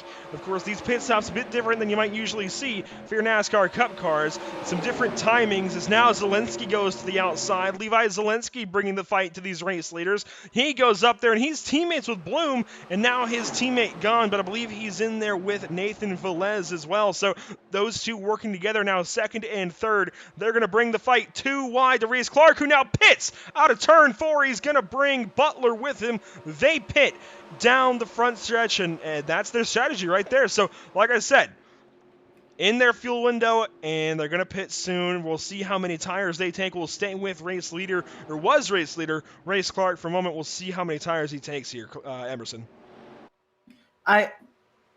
You would consider taking 2 tires, especially, with current Cup cars, but these cars, they're so hard to control. Those right sides for sure are worn out, but with how loose they're getting off of these corners, I can't imagine those left sides are in good enough shape to go another 30 laps on top of about 40 laps they've already made. I mean, there's 4 tires going on the leaders. So here come more drivers to the pit lane. Yeah, they're all going to start diving in now. What we saw there was the 22 and the 12 of Trevor Butler, the 22 of Race Clark. Both of them teammates diving in together to hopefully keep some semblance of a draft going so they don't lose too much time when they come back out of the pits. Good strategy call by that team. It also looks like the 97, you said before, Andrew, the 97, the 48 teammates there, probably going to try and come in together and keep a draft going themselves. We'll see as they come on to 3 and 4 if they're going to dive in off of 4. Yes, the Rebel Racing teammates of Zelensky and Velez stand together. We'll see if they pit this time. They do. They're bringing Kolb with them as well as Cruz because Zelensky way down to the inside wall where Bloom hit the wall a little while ago. And he finally gets down into pit lane. Oh, but Kolb to the inside of Velez. That messes him up. Man, it's so hard to pit under green here because of that exact reason. You're pitting as other guys are pitting. You're coming in sometimes 3, 4 abreast, and you've got to try and sort out who's going to go where and who's going to get into their box first. And, I mean, it's tough. Now we have a race lead battle. It's Lindsay and Finn. These two have both been involved in incidents this evening, battling amidst the pit stops. Lindsay gets ahead for now. They've got Finn, Boyd, Mickey, and Boyd again, the top 5. Yeah, both of the Boyds up here. Looks like they're going to go a little bit longer. I believe these were the drivers who came in on that second on that second caution off of the restart. Of course, Corey Lindsay, the star of that yellow, if you will, the one going around contact with the 3 car and then the 2 cars towards the back who got into the accident as well. Kevin Finn, I'm sorry. Nick Boyd, all of these drivers were in caution, so I assume they were at the back of the field, and they just came in and topped off, and they can go a couple laps longer. Yeah, they had the luxury of having that little extra stop to possibly get a little extra fuel. Also, the luxury of the draft being that far back, as we see the final 3 cars of that pack pull off. The first 3 cars, that's the 74 of Boyd! Wow, what a catch. I'm not sure if he was speeding there. We'll see when he comes back out. I was going to say it was looking squirrely to get that car slowed down. Yeah, that was a really great catch by Nick Boyd, pitting with Alex Boyd, Eric Mickey, and more that time by. Now we've got Lindsay and Finn still on the racetrack with the lapper of the number 9. I'm going to find who that is again. The number 9 being piloted by, that is Nick Miller, my bad there. Nick, if you come back and watch, I'm sorry that I don't know who you are yet, but we're still figuring you guys out. They'll finally come. No, just the 14 of Finn this time. Kevin Finn on his own. That is the worst thing that can happen to a driver at a plate track at a super speedway, pitting on your own. You have nobody to draft with. You have to hope that you cycle out into a group of cars. Yeah, it's going to be scary because if he doesn't come out in the pack, it's basically game over. You see here, Corey Lindsey's coming up on drivers who are coming off the pit lane here. And that is going to – actually, those are the drivers who were just in this lead pack. So everybody is one lap down except Kevin Finn, who's on pit lane. So when do we expect this 00 to come in? I can't imagine he'll stay out any longer. Yet he's coming in now, and he'll have the 9 of Nick Miller by his side as they come down to pit road speed. Yeah, those were both Team Blurry cars right there, the 00 and the 9. Probably looked like they hung out. I believe it was Kevin Finn. They hung him out to dry there. Playing a team strategy call, seeing that Finn was going to drop down, chose to stay out one extra lap. But that's going to cycle back our normal leaders. We'll see where the 00 comes out, but I can't believe that he will retain the lead when he gets back out. Well, second place is now Nick Boyd, and this is interesting. We've got some slower pit stops here than the rest of the field, so going a bit light on fuel, and that's why they pitted that second time around, that second caution on those leaders that did not. That's going to hurt them now. So playing pit strategy is going to change things up here. Nick Boyd, Alex Boyd, your race leaders. They've got Eric Mickey from the back of the grid to now the top 3 with a couple of Boyds racing it out. 26 to go that time by. One constant, a couple of constants actually, are going to be Justin Kolb and Cameron Rich. Otherwise, the entire front of the field completely blown to pieces. Drew Eisenman does now move up into about 6th spot. We'll try and get back to him. Here he is. He's in this battle as well. Corey Lindsey up here, he cycles out into 7th. He's got Kruska behind. Then you have Race Clark, who came in as the race leader. Brent Miller, the 89 to 3 wide out of 4. Vic Bloom in this. Oh, contact! Trouble for teammate Zielinski out of the apron. Does he come back on? He does. Wow, he hangs on to it. What a save! These drivers, they have talent. That is being put on display tonight. You don't think of Daytona requiring this oval at least requiring talent to drive, but something's broken on the 97. He's still slow on the bottom of the racetrack. Something's broken. That contact must have been wheel to wheel. Must have bent something because he is slow. No, maybe. I would hope for the best here, and that maybe he just kept it in high gear and then downshift to try to stay with the pack here. Not entirely sure as he tries to keep his speed up here in the 3 and 4. Yeah, we'll see if he dives in the pits. Right, there's a big one up ahead, and it's going to involve it's going to involve William Kruska. That car is destroyed on the front stretch here. Whew, man, it all comes to the end, and those pit stops suddenly, they don't really even matter because now you've got to figure out what you want to do here. Do you take some tires and get some more grip? Oh, maybe some help into the tri-oval here. We'll go back and get a look at things. He had Race Clark up underneath his rear end, and we'll see what happens off into the tri-oval. This is lap 76 of 100, and there Clark gets right back to him and just hooks him. Nothing intentional, just trying to bump draft. Oh, yeah, and he hits it again. Oh, who was that? Oh, no. Yeah, they were already a little ways back. The only way they were going to make up time was trying to bump draft. And, you know how much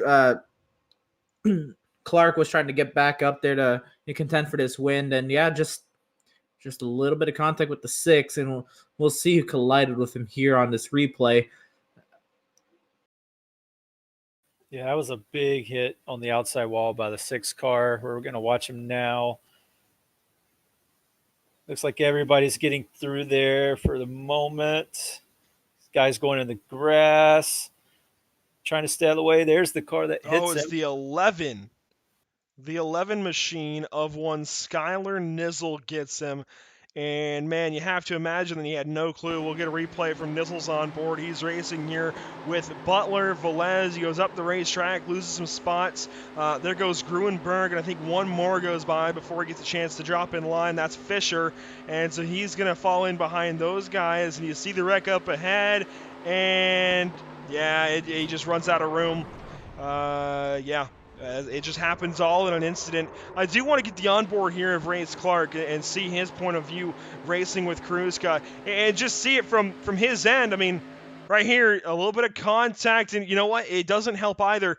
Two things, actually. The front end of these Ford Thunderbirds, a bit pointed, just like the 2018-2019 Chevrolet Camaro ZL1s, the NASCAR Cup Series, a bit pointed on the nose, but also that rear end damage on the 6. He just happened to catch that part of the bumper where there was a little bit of leverage for him to turn that 6 car around. Again, nothing intentional, very unfortunate that he turns William around into the wall like that, but man, that's sometimes the way it goes when you're racing like that.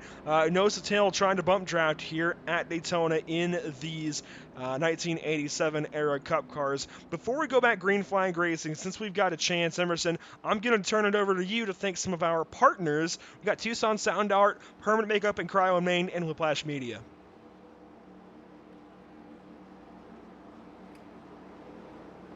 Right, of course. So we'll have Whiplash Media. No, Tucson Sound Out. I'm sorry. Your picture, your music. You provide the image you want, and we will custom create a beautifully framed, high-quality canvas with a built-in Bluetooth speaker. With Sound Art, you get the best of both worlds. Make sure you visit TucsonSoundArt.com for additional info. Next up, we'll have Permanent Makeup and Cryo in Maine. And when it comes to your appearance, you deserve the best care that money can buy. Here at Permanent Makeup and Cryo in Maine, the owner, Ashley Bullier, is a certified micropigmentation specialist who provides professional, safe, and personalized services. If you're looking for the best solutions for your PMU concerns, give us a call today to book a consultation. You can contact us at permanentmakeupinmaine.com, or you can call or text us at 207-358-8683. And if you visit our Facebook page, Permanent Makeup and Cryo in Maine, you will see that we do monthly giveaways. And if you submit your entry, who knows? You might just win. And finally, we have Whiplash Media. Pit Stop TV's new parent organization, Whiplash Media, specializes in various sim racing resources, including paint schemes, stream overlays, iRacing camera packs, and more. Whiplash Media is also working on its presence in real racing, such as photography, social media management, and public relations. So check them out. Make sure you go to whiplash-media.com. Thank you, Emerson. And of course, as I mentioned, we were at, actually, I don't think I mentioned this. No, Whiplash Media and Pit Stop TV, we were at Charlotte Motor Speedway this past weekend with the Lucky Dog Racing League, a league that we broadcast here on Pit Stop TV, and their real racing division. We were there with David Levine Racing. And not only were we on David's car, we were on a few other cars throughout the field. And David's car, who we do the social media posts for and we get pictures for and we work for, won last night in B class, at Charlotte in the 10-hour enduro. Came second in the 7-hour, in two different sessions, 7-hour race Friday night into Saturday morning. It was a great weekend. We got a ton of pictures. You can contact Whiplash Media if you want to buy any of those pictures. Trey Shuttlesworth, an amazing photographer. He does a lot of work with us as well. He got some amazing shots. You can buy any of those from him via Whiplash Media. That all said, we have 20 laps to go, Emerson. The green flag comes back out. 81. Well, lap 81, rather, of 180 in the books, and we've got some lap cars up here with the leaders. I was just about to say, this is going to make things interesting. All these lap cars on the inside, and there was a good chunk of them. The 77, Drew Eisenman, he stayed out on that caution, along with Kevin Finn, and that got him the race lead here. He'll be trying to draft with that 09 to kind of help him get away from the drivers behind. Yeah, it looks like the top 14 cars stayed out on that caution. And the first car that came in was the 74, who was the leader of the race before the caution. It does look like the 77, though, has a little bit of damage, but he's able to pull away a little bit from the pack using that lap car of the 09 as somewhat of a drafting partner. Oh, some walls that we get to this line there. A couple guys sideways. We have the 00 off pace. I think a few others slow out of the tri-oval. McAvoy gets some damage. He's slow into one. We keep racing, and we have more wadding him up. There it is, the 9. Nick Miller is in it. Zelensky, Bloom, and more involved in turn number 2. I see Nizzle in this mess. Big junk with 19 laps to go. We'll get a replay. There it is. Bloom gets... I think turned around to start all of it. Oh my gosh, see, we got to go all the way back here. So this is in the tri-oval, and I hit the wrong button. We'll go back and get a couple of looks as to what happens here. This is slow-mo. We're going to start out by looking at the number 99. This is Vic Bloom. There's a lot to digest, and so we're just going to try and get as much as we can, piece all of this together. It's going to be tough. So this is Vic Bloom through 1 and 2. There was some more that happened in the tri-oval. We'll try and get that here momentarily. Bloom just gets loose on the bottom side. He just gets loose, comes up into the 89. The 89 again is, if I can find him, track him down, that is Brent Miller, and you can see it's on from there, involves the number 10 car. That is Alex Boyd we were talking about not so long ago. Nick Boyd as well, Eric Mickey. They almost had the best pit stop strategy in the field to win this race. They're all involved. Nick Miller as well. You see the 11 of Nizzle. Here comes Levi Zelensky. Nowhere to go down to the bottom side of the racetrack. Looks like he'll end up getting Nick Boyd, trying to miss all of this. Yep, there it is. He gets Nick Boyd, and they make heavy contact. Big stuff here in turns 1 and 2, and Nizzle gets a piece of Zelensky right there at the end. We also had some other stuff happening well before that. There you go. You see some cars up in the wall. So that's going to start off, it looks like, with the 00, and I think it was the 21 car. Let me double check on that. And that's the 21, yeah, McAvoy. So we'll see what happens here in the tri-oval, Emerson. Yeah, you have the nice overhead shot here, kind of getting it. We go to slow-mo. You see Corey Lindsay in the middle of a 3 wide here. I think it was trying to... What do you know? That was with Vic Bloom on the inside. Ooh. Yeah, I was going to say, I was over here, I was watching the replays. I'm like, looks like a lot of these incidents were caused just because there was a chunk of lap cars in the mix who may not have, who may not be fully race ready with some of the damage they may have taken throughout the race, and maybe going a little bit slower, checking up portions of the pack, possibly leading up to these incidents. And unfortunately, I think that's exactly what happened, not once, but twice. Yeah, that's this is the back to the old 1980s NASCAR rules, where the lap cars actually were the cars to start on the inside lane to possibly give them a chance to get their lap back.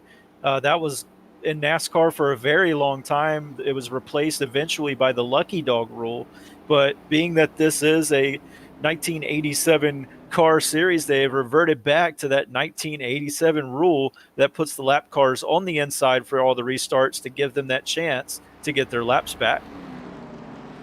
And it's a solid rule. I like those restarts, but that's exactly what that creates, is trying to race around some lap cars, and sometimes they get in the way, and that's exactly what happens. It stacks everybody up. But it's pretty much just the same as trying to race, coming to a restart, double file, and everybody going at it. So everything has its pros and cons, I would say.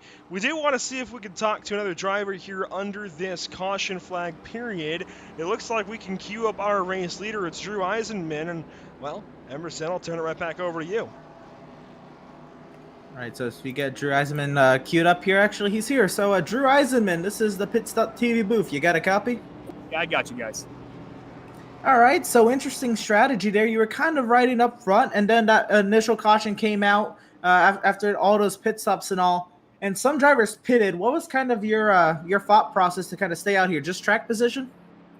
Yeah, I got caught up in that kind of stack up just after the tri-oval on a restart early on in the race, and I've just really struggled carrying momentum through the corners. And so I figured this is my only shot. I took right sides under the green flag stops, and that helped me I was having a real big problem with being tight on entry. And so it's handling as good as it's handled since that wreck happened. So I'm going to put myself in the best position possible to try to win this race. All right, so I think a talking point that we'll have for for a bit here for this race is these lap cars to the inside. It's a great rule, obviously throwing it back to the original NASCAR rules and all. But it looks like you were one of the few drivers who were able to advantage from those lap cars. Yeah, I think the leader's always going to have an advantage in that situation, right? Even like that I don't know, the purple car, I don't remember the number, got in front of me, but I actually was able to like push him and kind of separate myself from Kevin there. So it worked out really well. But I think naturally on every restart, the leader's going to have an advantage. Right, so it looks like we're coming to green here, so we'll let you go. Real quickly, if you have anybody to thank, go ahead and shout them out. Guys, 3 wide, Eyes and Designs. Thanks.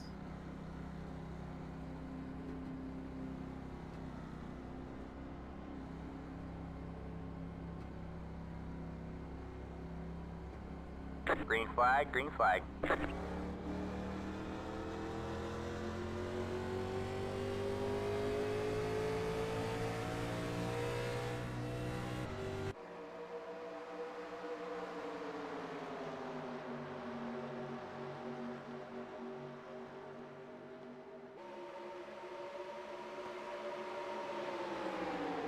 And I rejoin you guys now. We had a whole mix-up there trying to get Drew back in the booth. Thankfully, we've got Emerson back in the booth. Emerson went down, and it's a mess. Regardless, sometimes technology is difficult to operate despite doing it over and over and over again. 15 laps to go. Eisenman leads. He gets clear of Grunberg and Finn.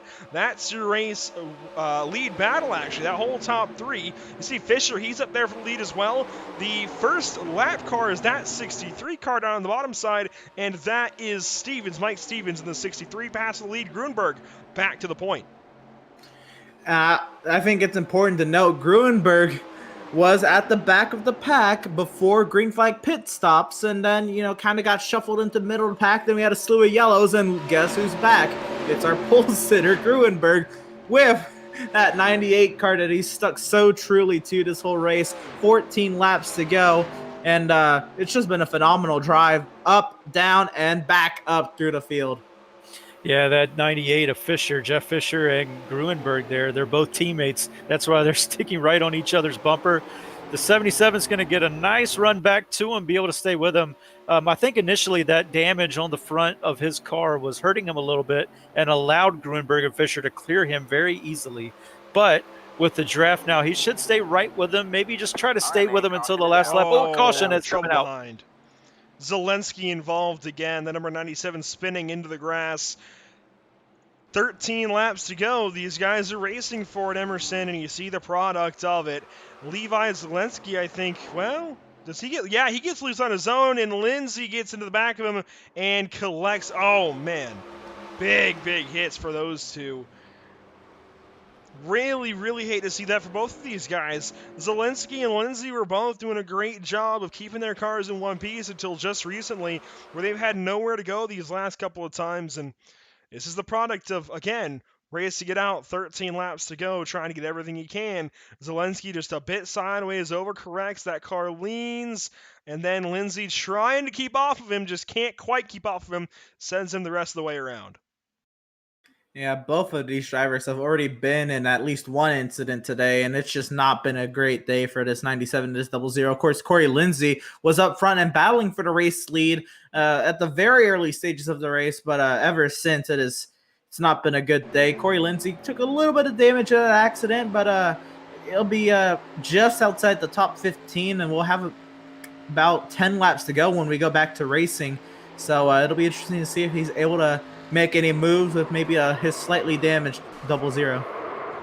Yeah, it's really unfortunate for Lindsay. Like you said, he was up at the front for a while, got a little loose, hit the wall, had to drop back, and has just been very unlucky. And sometimes, that's what it comes down to at these big tracks like Talladega and Daytona. Not only do you need to be a good driver, but sometimes you just need the luck to fall your way, and it's just not his night, it seems like, tonight.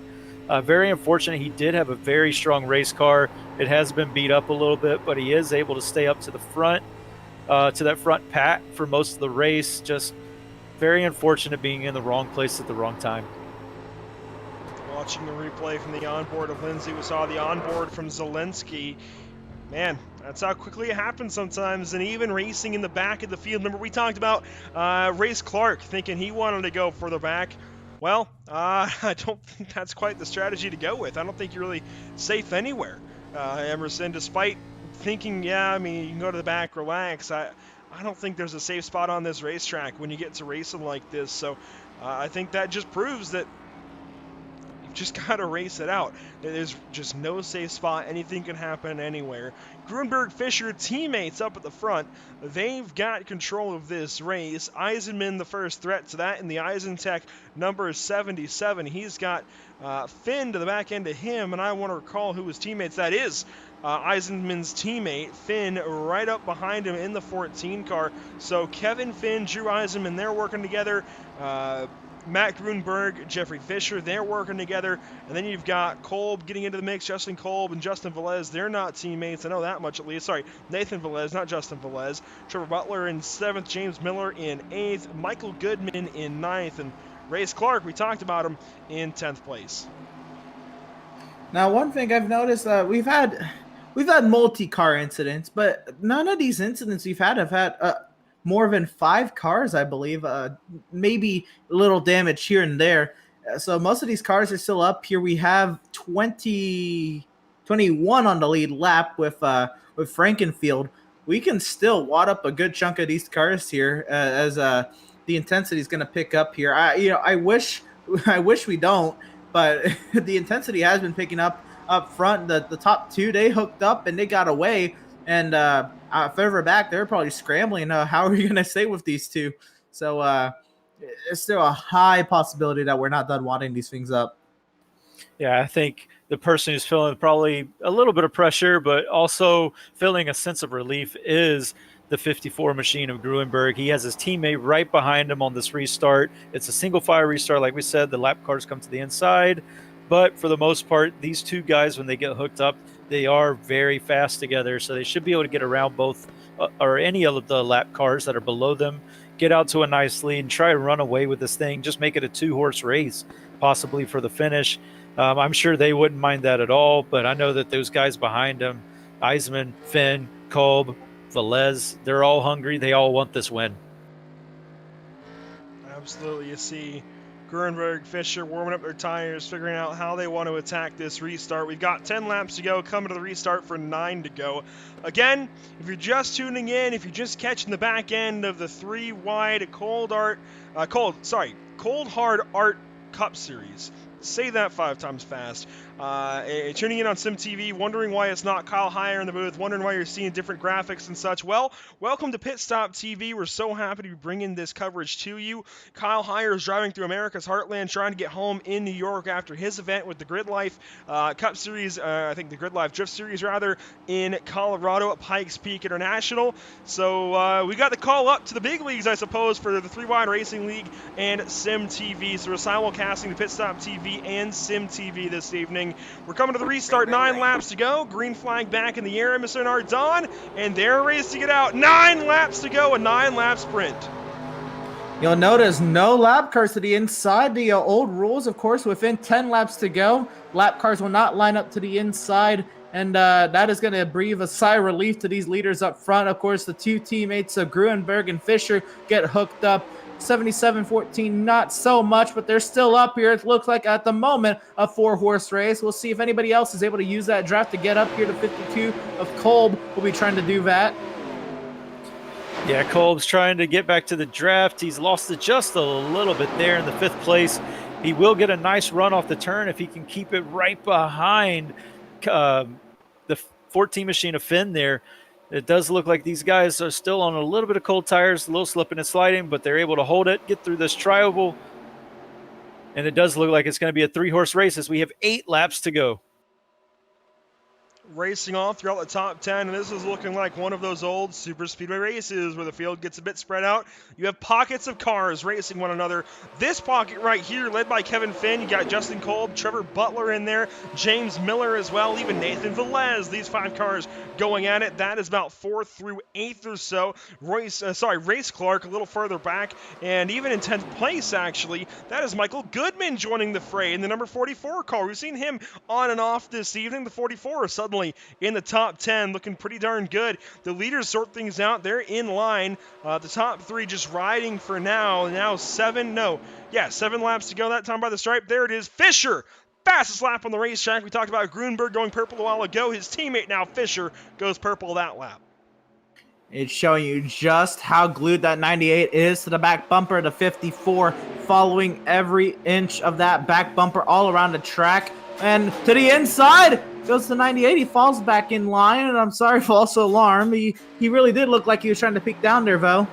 Yeah, these top 3, they're starting to pull away. It was no gap greater than a second amongst the top 10, but now it's no gap greater than a second amongst the top 3.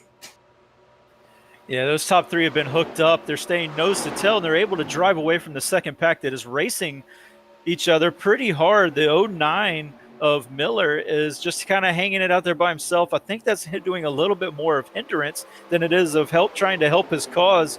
I'm not sure if he just doesn't want to stay behind some of the cars that may have damage, maybe try to, hinder his race a little bit.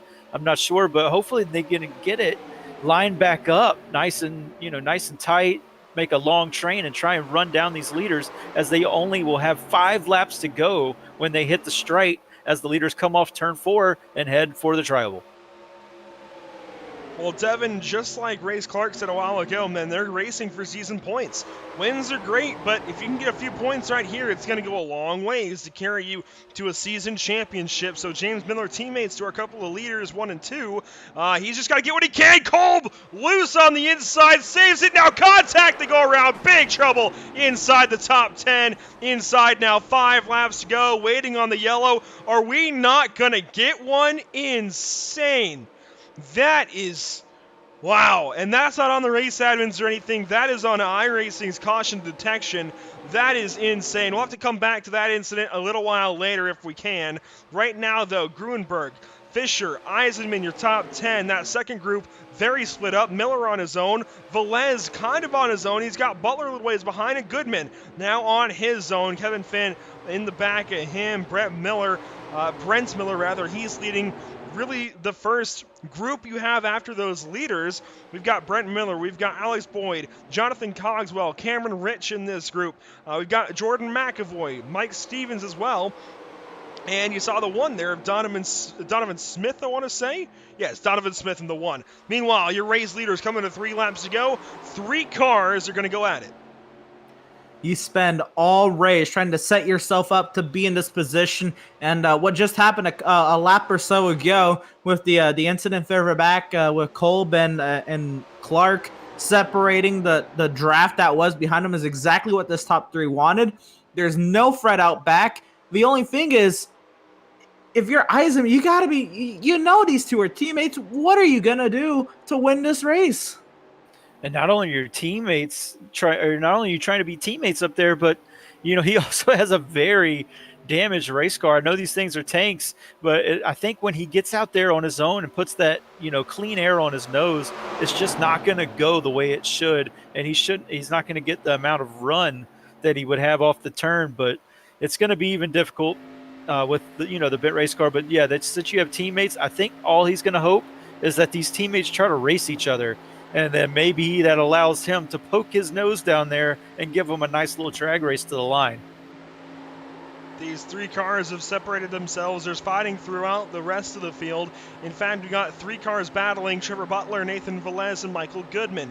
For right now, we're going to stay on the race leaders. Emerson, 1.5 laps to go. All right, there'll be nose to tail down the back straightaway. Now, if you're Jeff Fisher, what are you going to do? Your teammates, if you're going to win this race, your best bet is to stay glued to him until about halfway down the back straight, or until you get to the back straight at the very least, to maybe try to keep that 77 out of it. But how late do you wait to make a move for the race win if you're going for the race win, or is it just Grunberg from from pole to checkered flag here. We're on the final lap here at Daytona. I guess we're going to find out. Yeah, here they come. Final lap. I think you're right, Emerson. If the 98's going to make a move, it's going to have to be off of turn 2 so he can set up turn 3 and 4 to give his teammate a nice run to the line. Let's see what he does. They come down the backstretch. He is right on the back of the bumper. I'm not sure if he's looking to pull out. He stays right on him. Down the Daytona Superstretch, turns 3 and 4, Fisher makes his move. He goes to the inside of Gruenberg. He's going to get the spot easily. Not even a fight. Gruenberg back to second place. Can they figure something out? Eisenman going to get second. Drag race to the line for first, second, and third. Fisher wins Daytona. Eisenman second, and it's Gruenberg in third. They wreck at the line. Around goes Gruenberg. Eisenman got loose. He went to the apron just trying to seek out that second position, and it paid off. Everyone back at James Miller, P4, Trevor Butler, P5, Nathan Velez, P6, Michael Goodman, P7, Brett Miller, P8, Cogswell, 9th, and McAvoy, P10. Yeah, then Kevin Finn is bringing it home 11th. Cameron Risch, 12th. Mike Stevens, 13th. Alex Boyd, 14th. Corey Lindsay gets 15th. Chad Frankenfield, who had a lot of trouble in the middle part of this race, is able to drive it back to the lead lap and pull home a 16th place. Race Clark, who was unfortunately involved in that incident that didn't get a yellow flag thrown with 5 laps to go, brings it home 17th. Skylar Nissel, he brings it home 18th. Nick Miller, 19th. Justin Kolb, 20th. We'll get full race results here after some driver interviews, but right now, all eyes to race later. He's going to get a congratulatory visit here from second place finisher Drew Eisenman, and we'll be talking to him again shortly. Gruenberg as well, Fisher as well. We'll be talking to the whole top 3 soon enough, but for right now, Jeffrey Fisher has just won Daytona, and in SimTV's intro, they talk about it. Kyle talks about it. Kyle touches on the point. Winning at Daytona means everything to a driver, no matter the level. You're winning at Daytona, even on iRacing. You are winning at Daytona. It means a ton to any driver to enter these hallowed grounds and leave a victor. And today, Jeffrey Fisher has done just that. The number 98 winning at Daytona. He had some team help there from Matt Gruenberg, the pole sitter, but in the end, he throws his teammate to the side and wins out of turn number 4 in a drag race back to the stripe over Drew Eisenman and his teammate. And I mean, that's all there is to it. He's going to do the Polish victory lap here. No checkered flag out the window, unfortunately, but he's going to pay homage to, of course, the late, the great Alan Kulwicki as he celebrates here at Daytona. Yeah, just a phenomenal drive from Fisher. Of course, stuck with Gruenberg all race. And, of course, the final lap, all bets are off. You have no teammates on the final lap. It is you in a race to that checkered flag, and he got there first. Just phenomenal stuff all day long. Seeing these drivers handle these cars on the high banks at Daytona, and granted, this is the repave, so this is a much smoother surface, so the speeds got even higher, and of course, nighttime made them even higher, making these cars even harder to drive, and just, it has been absolutely phenomenal. I have been blessed to watch these 87 cars at Daytona. This is my first time watching these 87s as a broadcast, and it did not disappoint. No, these cars are really, really fun to watch. They're really fun to drive as well. Just like I said in the beginning of the broadcast, you get a real sense of what the actual race car drivers had to deal with back in the 1980s. Jeff Fisher speeds it up, burns it down back to the start-finish line backwards. Let's see if he's going to try and take it off in the grass. He does. Gives it a nice big run through the grass. And he's earned it. And thankfully, he doesn't have to pay for that Daytona grass after the fact, but he has earned the chance to tear it all to pieces and to tear the rest of that car up. of course, Team Valence, but the nose of that car is still getting a bit torn up in his celebration there. We'll drag him in. We'll talk to race winner Jeffrey Fisher here momentarily. He and I talked a little bit pre-race, actually. Him noting the fact that I've worked with him in the past in some road racing, and we'll just bring him straight in here. Jeffrey Fisher, and you're in the Pit Stop TV booth. Do you have a copy? Yes. Jeffrey, well, we saw each other in the general chat when we joined up into the Discord earlier. You end up leaving here. I'm getting to talk to you as a race winner. You're at Daytona. You win Daytona. Everybody wants to win Daytona. How much does it mean? It's pretty good. It means a lot because it's my second full time. I did run a part-time trucks 2 years ago in 3 wide, so it feels good to win at a actual 3 wide points paying race, but rather it be on a regular track versus this, because this is just all about luck, man. You just got to time it right, and anyone can do it. Well, the timing was just right to beat out Matt Grunberg in a drag race to the line. The finish behind you, man. What were the nerves like building up to that moment? Well, I was calm. I was either going to come home either first, second, or third, so I wasn't too worried about it. It was a good points. Yeah, it just feels good.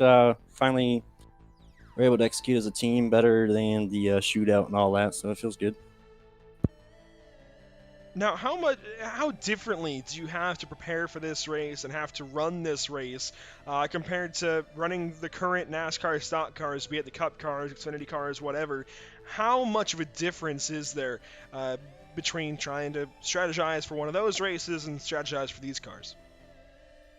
For one, these things are a lot more fun to drive than the current version of NASCAR. This is a completely different animal. Like, you got to lift, you got to control the slides. You have to actually drive it instead of just matting it and hoping you miss the wreck. It's pretty fun. And so, Jeffrey, of course, this is a points-paying race for the points season here that you can catch the rest of on Sim TV. What does this do for your season moving forward? Obviously, it's a great catapult. Winning any race is going to help you a ton, but how much pressure does this maybe relieve the rest of the season, knowing that you have just that little bit of a leg up? I felt good in the off season because we ran a bunch of like practice races in this car, and I actually don't like this car. I didn't like it at first. I hated it, but then I got behind it, and I just had the mentality of driving like a dirt car. So it's pretty good. I feel comfortable with a lot of tracks on schedule, like Michigan. I'm really good at Michigan. Dover, anything like that. So it's going to be good going into the rest of the season. I feel like there should be a couple more wins in it. Looking forward to being up front with Matt, because you already know he's going to be up front winning races. So all in all, it should be a good season for the last season of 3 wide. So go out with a bang. Well, Jeffrey, before we let you go, who do you have to thank? Who do you have to shout out for your win at Daytona this evening? I'd like to shout out my dad. He's actually watches all these races, and he's always rooting for me. And I used to go to a lot of dirt tracks with him for the 410 sprints and iRacing sprints, World of Outlaws. So it's pretty cool to have him watching, because he understands what it takes. Even though this is on a sim, on a computer, it's still a lot of real-world application that goes into this. So it's pretty neat to have him watching. Thanks, Matt, for the excellent help. He's a really good teammate. James, too. Glad he got back on the lead lap after we had that green flag pit stop. He put 3 gallons in his car, so we thought that was over for us. But he rallied back up for P4. Jordan got unlucky with a little incident in the back, I think. I don't know where he finished exactly, but yeah, just thank my team. Thank Corey for a good league. Thanks for you coming on board and helping out Sim TV. I know we ran Le Mans together, so it's pretty cool to have you on here for my first win. Yeah, absolutely. It's great to talk to you again. And as a winner this week at Daytona to open up the, I guess, final season here for the 3 Wide Racing League, the 3 Wide Cold Hard Art Cup Series. Man, again, try saying that 5 times fast. Jeff, you end up leaving Daytona a winner. Hopefully, Sim TV is talking to you a ton this season. Best of luck out there. Go get a championship. Thanks, man. Thanks for the broadcast. Look forward to watching it. And we'll be seeing him later on. That's Jeff Fisher winning at Daytona, the number 98 going to leave a leg up on the competition. Emerson Ardon, I'll turn it over to you with our second place finisher. It is, well, actually, do we have him? Yes, we should be able to get a handle on Drew Eisenman once again. We'll go ahead and drag him back in here. Right on. So we were able to talk to Drew Eisenman, and he's back in here. Drew, you got a copy?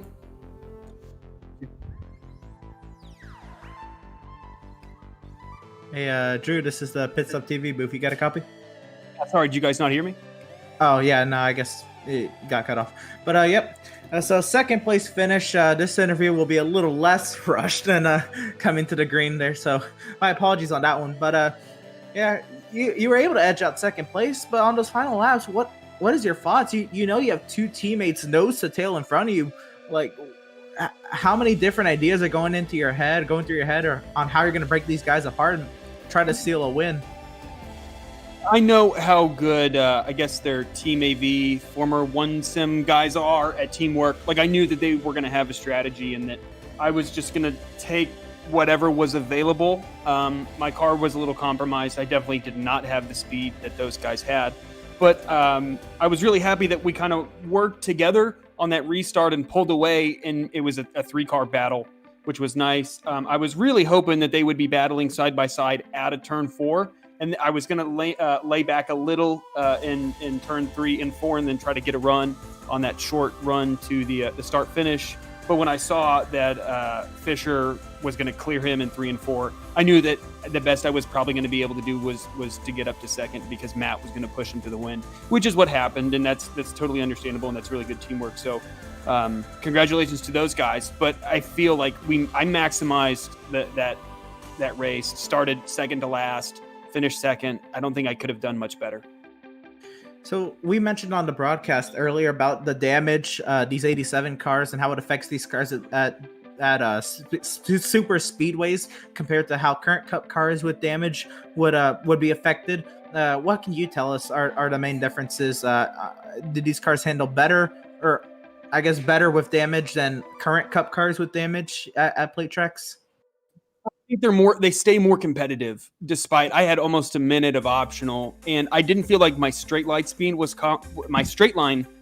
compromised in any way. The big problem was I just got so tight, which I thought would have been a good thing considering the propensity of these cars to get really, really loose on longer runs. But it just got worse and worse and worse, and I was having to breathe the throttle in pretty severe ways that I definitely didn't have to do when the car was totally healthy. So that's why I stayed out with the right sides when I took 2 tires under green, is that it was the best the car had handled since I'd taken damage. So if I went down pit road, you would have basically, to justify that, you'd have to take 4 tires. And I just wasn't convinced that was going to make the cars more competitive.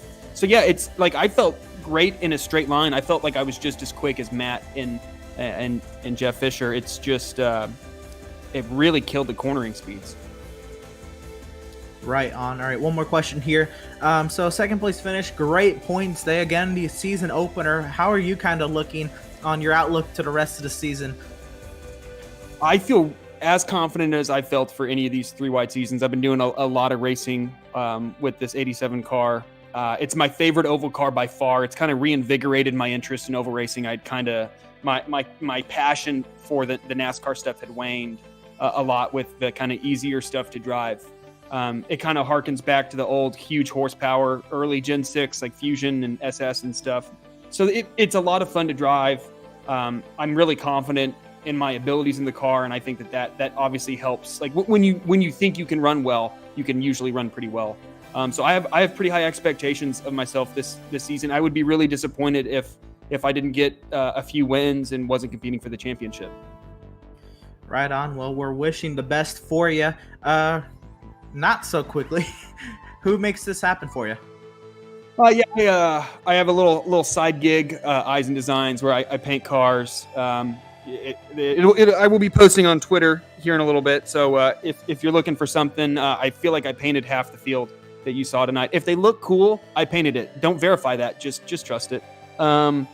So if you're looking for something to get painted, hit me up. I pride myself on doing a pretty thorough and good job.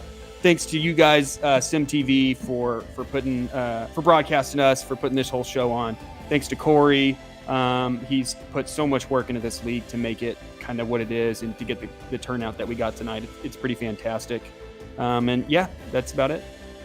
Right on. Well, the field did look vibrant and full of color. Congratulations on your second place finish, and best of luck to you for the rest of the season. Thank you. And that was our second place finisher, driver of the 77, Drew Eisenman. And that time we got him moved out of the booth perfectly, without issue. And, of course, to finish things off, we'll talk to third place as usual. We've got Matt Grunberg waiting in the wings. And, Devin, I'm going to throw you to the Wolves. It's time to go to bat here. I'll give you Matt Grunberg. Hey, Matt Grunberg, this is the Pit Stop TV booth. You got a copy? Yep. Hey, man, that was a great race, great finish for you. I know you probably wanted to win that, but as the pole sitter, you stayed up front for the beginning of the race, kind of battled up there with the leaders, and in the middle of the race, you kind of fell back, to the end of that lead pack there. Was that a strategy call for you? Yeah, once we lost the lead, it was just kind of just riding around in the back, waiting for the laps to tick by, and kind of had a strategy. Once we were in our fuel window, we would pit right away and just keep us out of trouble. And then we were able to line up 1, 2, 3, 4 with the other Team AV guys, and then we were able to put down some killer times, make up a ton of time after we pit. So yeah, that was just kind of the strategy, was just to stay out of trouble once we lost the lead. Yeah, it seemed to work out for you guys. Y'all came to the line right there, 1-2, and then it seems like the 09 was there, got a P4 out of it. As teammates, battling for the line, was it pretty much all gloves off coming to the line on that last lap? I told Jeffrey that I was going to go high in turn 3, just to make sure that one of us got the win, either me or Jeffrey. And it was kind of cool to get Jeffrey his first win. I know he hadn't gotten a win in 3 wide yet, so it was just, we were kind of wanted to get him a win tonight, and we ended up doing that. So goal is accomplished. It would have been nice to get a P2, but Drew kind of snuck that away from us. Yeah, you guys, it was pretty much going to be a 1, 2, or a 3 for you guys, since they had the issues with about 3 laps to go. Was that kind of your mentality once you saw that, to move up and let him kind of have that inside, knowing that there was, only 3 of you up there vying for the win? Yeah, we definitely executed our strategy there at the end to a T.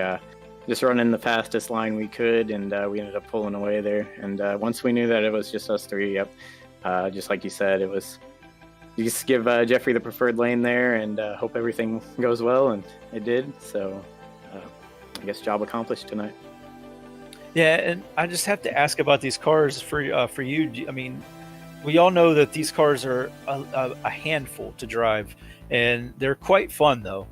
Do you feel the same way? We know that Jeffrey was not too keen on it from his interview when you started the testing in the off season. How did you feel about them? I definitely think these cars are a ton of fun on the super speedways like this. It really takes a little bit more skill to get a win in one of these compared to your traditional trucks or Xfinity or Cup cars.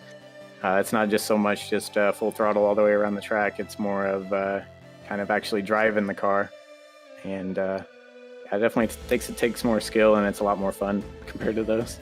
But when we go to 1.5 miles in a short track, I don't know. I haven't really done too many races, but I guess we'll find out later on in the season how fun they actually are. Well, we really wish you the best of luck for the rest of the season. A great finish for you here. Would you like to give a shout out to anyone before we let you go, who makes these races happen for you? Just Corey, the league owner, and everybody who tuned in tonight, all the fans that were watching the broadcast tonight. And then, of course, MTV and you guys for putting on the broadcast for them. Well, thank you very much, Mac. Again, good luck along the rest of the way. Thanks for giving us a great race to call up in the booth, and a great race for the fans to watch at home. Yep, thanks for having me. Looking forward to the rest of the season. Hope you guys are as well. And that's Matt Grunberg finishing up in third place this evening. We're definitely looking forward to things. Not gonna lie, usually I don't watch too many broadcasts other than our own here at Pit Stop TV, but I just might have to tune in the rest of the season on Sim TV, and you can do the same along with me again. Go to Sim TV, follow them if you aren't already, subscribe on YouTube, follow them on Facebook, etc., etc. Make sure to tune in the rest of the season because this was some great racing, and this is only a taste of what's to come. We're re-watching, actually, perfect timing. This is the finish. This is how close it all was after 100 laps. Despite the top three being separated from the rest of the field by 9 seconds, this is how close they made it right here. Eisenman down on the bottom side of the racetrack, and by that much sneaks out a second place over Matt Gruenberg and just behind race winner Jeffrey Fisher. We do have some results to talk about. Emerson, how about you take the top 10? Right on. Well, if we look at the results here, of course, Jeffrey Fisher on the top of the sheet there with the win over Drew Eisenman P2, Matt Gruenberg P3, James Miller. You see about 6 seconds back. Of course, the rest of the pack really got broken up with the incident. Coming, I believe it was 5 to go. So Miller 4th. You have Trevor Butler 5th, Nathan Velez 6th, Michael Goodman P7, Brett Miller P8, Jonathan Cogswell P9, and Jordan McAvoy P10. Yeah, and there's Kevin Finn in the 11th position. Cameron Rich, who was had a strong run, was holding that top line by himself. Had a little bit of issues coming to about, believe it was 20 to go. Was able to drive it back up and get a P12. Mike Stevens in the 63 machine will bring it home in 13th. Alex Boyd 14th. Corey Lindsay 15th. Chad Frankenfield, who was up at the front, again had troubles, was able to drive back from a lap down, finish 16th. Race Clark, again, he led most of this race. Just got involved in that last incident that brought out the yellow. Very unfortunate for him. He brings it home on 17th. Skylar Nissel brings it home 18th. Nick Miller 19th. And Justin Kolb 20th. 21st gives us Eric Mickey coming from dead last on the starting grid, just 1 lap down in 21st. 2 laps down in 22nd, the last car running at the end, Donovan Smith, who spent, I think, the entire race playing catch-up, at least 1 lap down, 2 laps down at the end. It's Levi Zielinski after a couple of late race incidents, 13 laps down in 23rd, Nick Boyd in 24th, Vic Bloom joining those drivers back there in 25th, William Kruzka in 26th, 27th gives us Dustin Durer, 28th gives us Carlos Acosta, who we talked a lot about towards the early goings. A little ways further back in 29th is James Panko in the 88. 60 laps down, you can kind of see everybody else in between there. 61 laps down, Jeremiah Llewellyn. A little further back of the rest of the field, you can see some of these guys, Tanner Sharp, Richard Hines, Brady Smith, and Sam Close, the rest of your field. All 68 laps down or more. And of course, Brady Smith, the first star of the evening, I think, with that blowover into turn 3, Emerson. Yeah, I mean, again, these cars, they're absolutely wicked. The lack of aerodynamics of these cars kind of make these cars, the wrecking physics of these cars so much different than what we have today. The downforce of the Cup cars, you won't see that. Of course, roof flaps weren't invented yet. So many things have changed from 87 to 2020 that just kind of prevents wrecks like Smith had there early on. And of course, it being a simulator and these drivers not actually having to feel these accidents, like we mentioned, we can really enjoy those kinds of accidents on iRacing. Yeah, Emerson, they're very, very enjoyable. We did get to see the blowover, and luckily, like we said, during that incident, this is a sim, so no one was really hurt. No cars were hurt. No drivers were hurt. They're not going to feel it tomorrow, which is very different than what it was for the actual drivers of these cars back in the 80s. Incidents like that could have hurt very much. So even though they are pretty cool physics-wise, we are glad for all the safety measures that our current race cars have in NASCAR, with the roof flaps and the big spoilers to keep the cars planted on the ground so we don't have any more incidents although they still happen, as Ryan Newman proved in a Daytona 500 race this year at the beginning of the season before all of the pandemic stuff kicked off. But again, we have the virtual racing tonight. It was a great win from Jeff Fisher. I'm sure it's going to be more exciting races to come for this league. I'm really looking forward to watching. Absolutely. Like I said, I think I'm going to have to tune in the rest of the season. A lot of great stuff this evening from the 3-Wide Cold Hard Arts Cup Series this evening. Again, if you're wondering why you're looking at Sim TV, but you've got Pit Stop TV on the screen, Kyle Heyer making his drive back from Colorado to New York.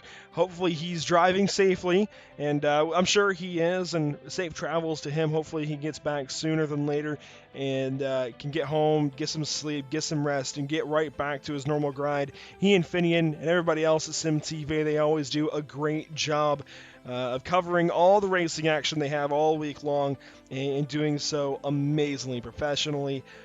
Every good adjective I think that you could apply to that would work. A lot of respect for Kyle and Finian, and really appreciative of the fact that we get to kind of cover for them here when Finian was covering another race and Kyle was, of course, driving back home. Now, on to those who allow us to do the great job that hopefully we do. Tucson Sound Art, first up, your picture, your music. You provide the image you want, and we will custom create a beautiful framed high-quality canvas with a built-in Bluetooth speaker. With Sound Art, you get the best of both worlds. Visit TucsonSoundArt.com for additional info. And when it comes to your appearance, you deserve the best care that money can buy. At Permanent Makeup and Cryo in Maine, the owner, Ashley Bullier, is a certified micropigmentation specialist who provides professional, safe, and personalized services. If you're looking for the best solutions for your permanent makeup concerns, give them a call today to book a consultation. You can contact them at permanentmakeupinmaine.com. That always trips us up. Or call or text them at 207-358-8683. Again, that's permanentmakeupinmaine.com or 207-358-8683. We also want to talk a little bit about Whiplash Media, Pit Stop TV's new parent organization that specializes in various sim racing resources, including paint schemes, stream overlays, iRacing, camera packs, and more. Whiplash Media is also working on its presence in real racing.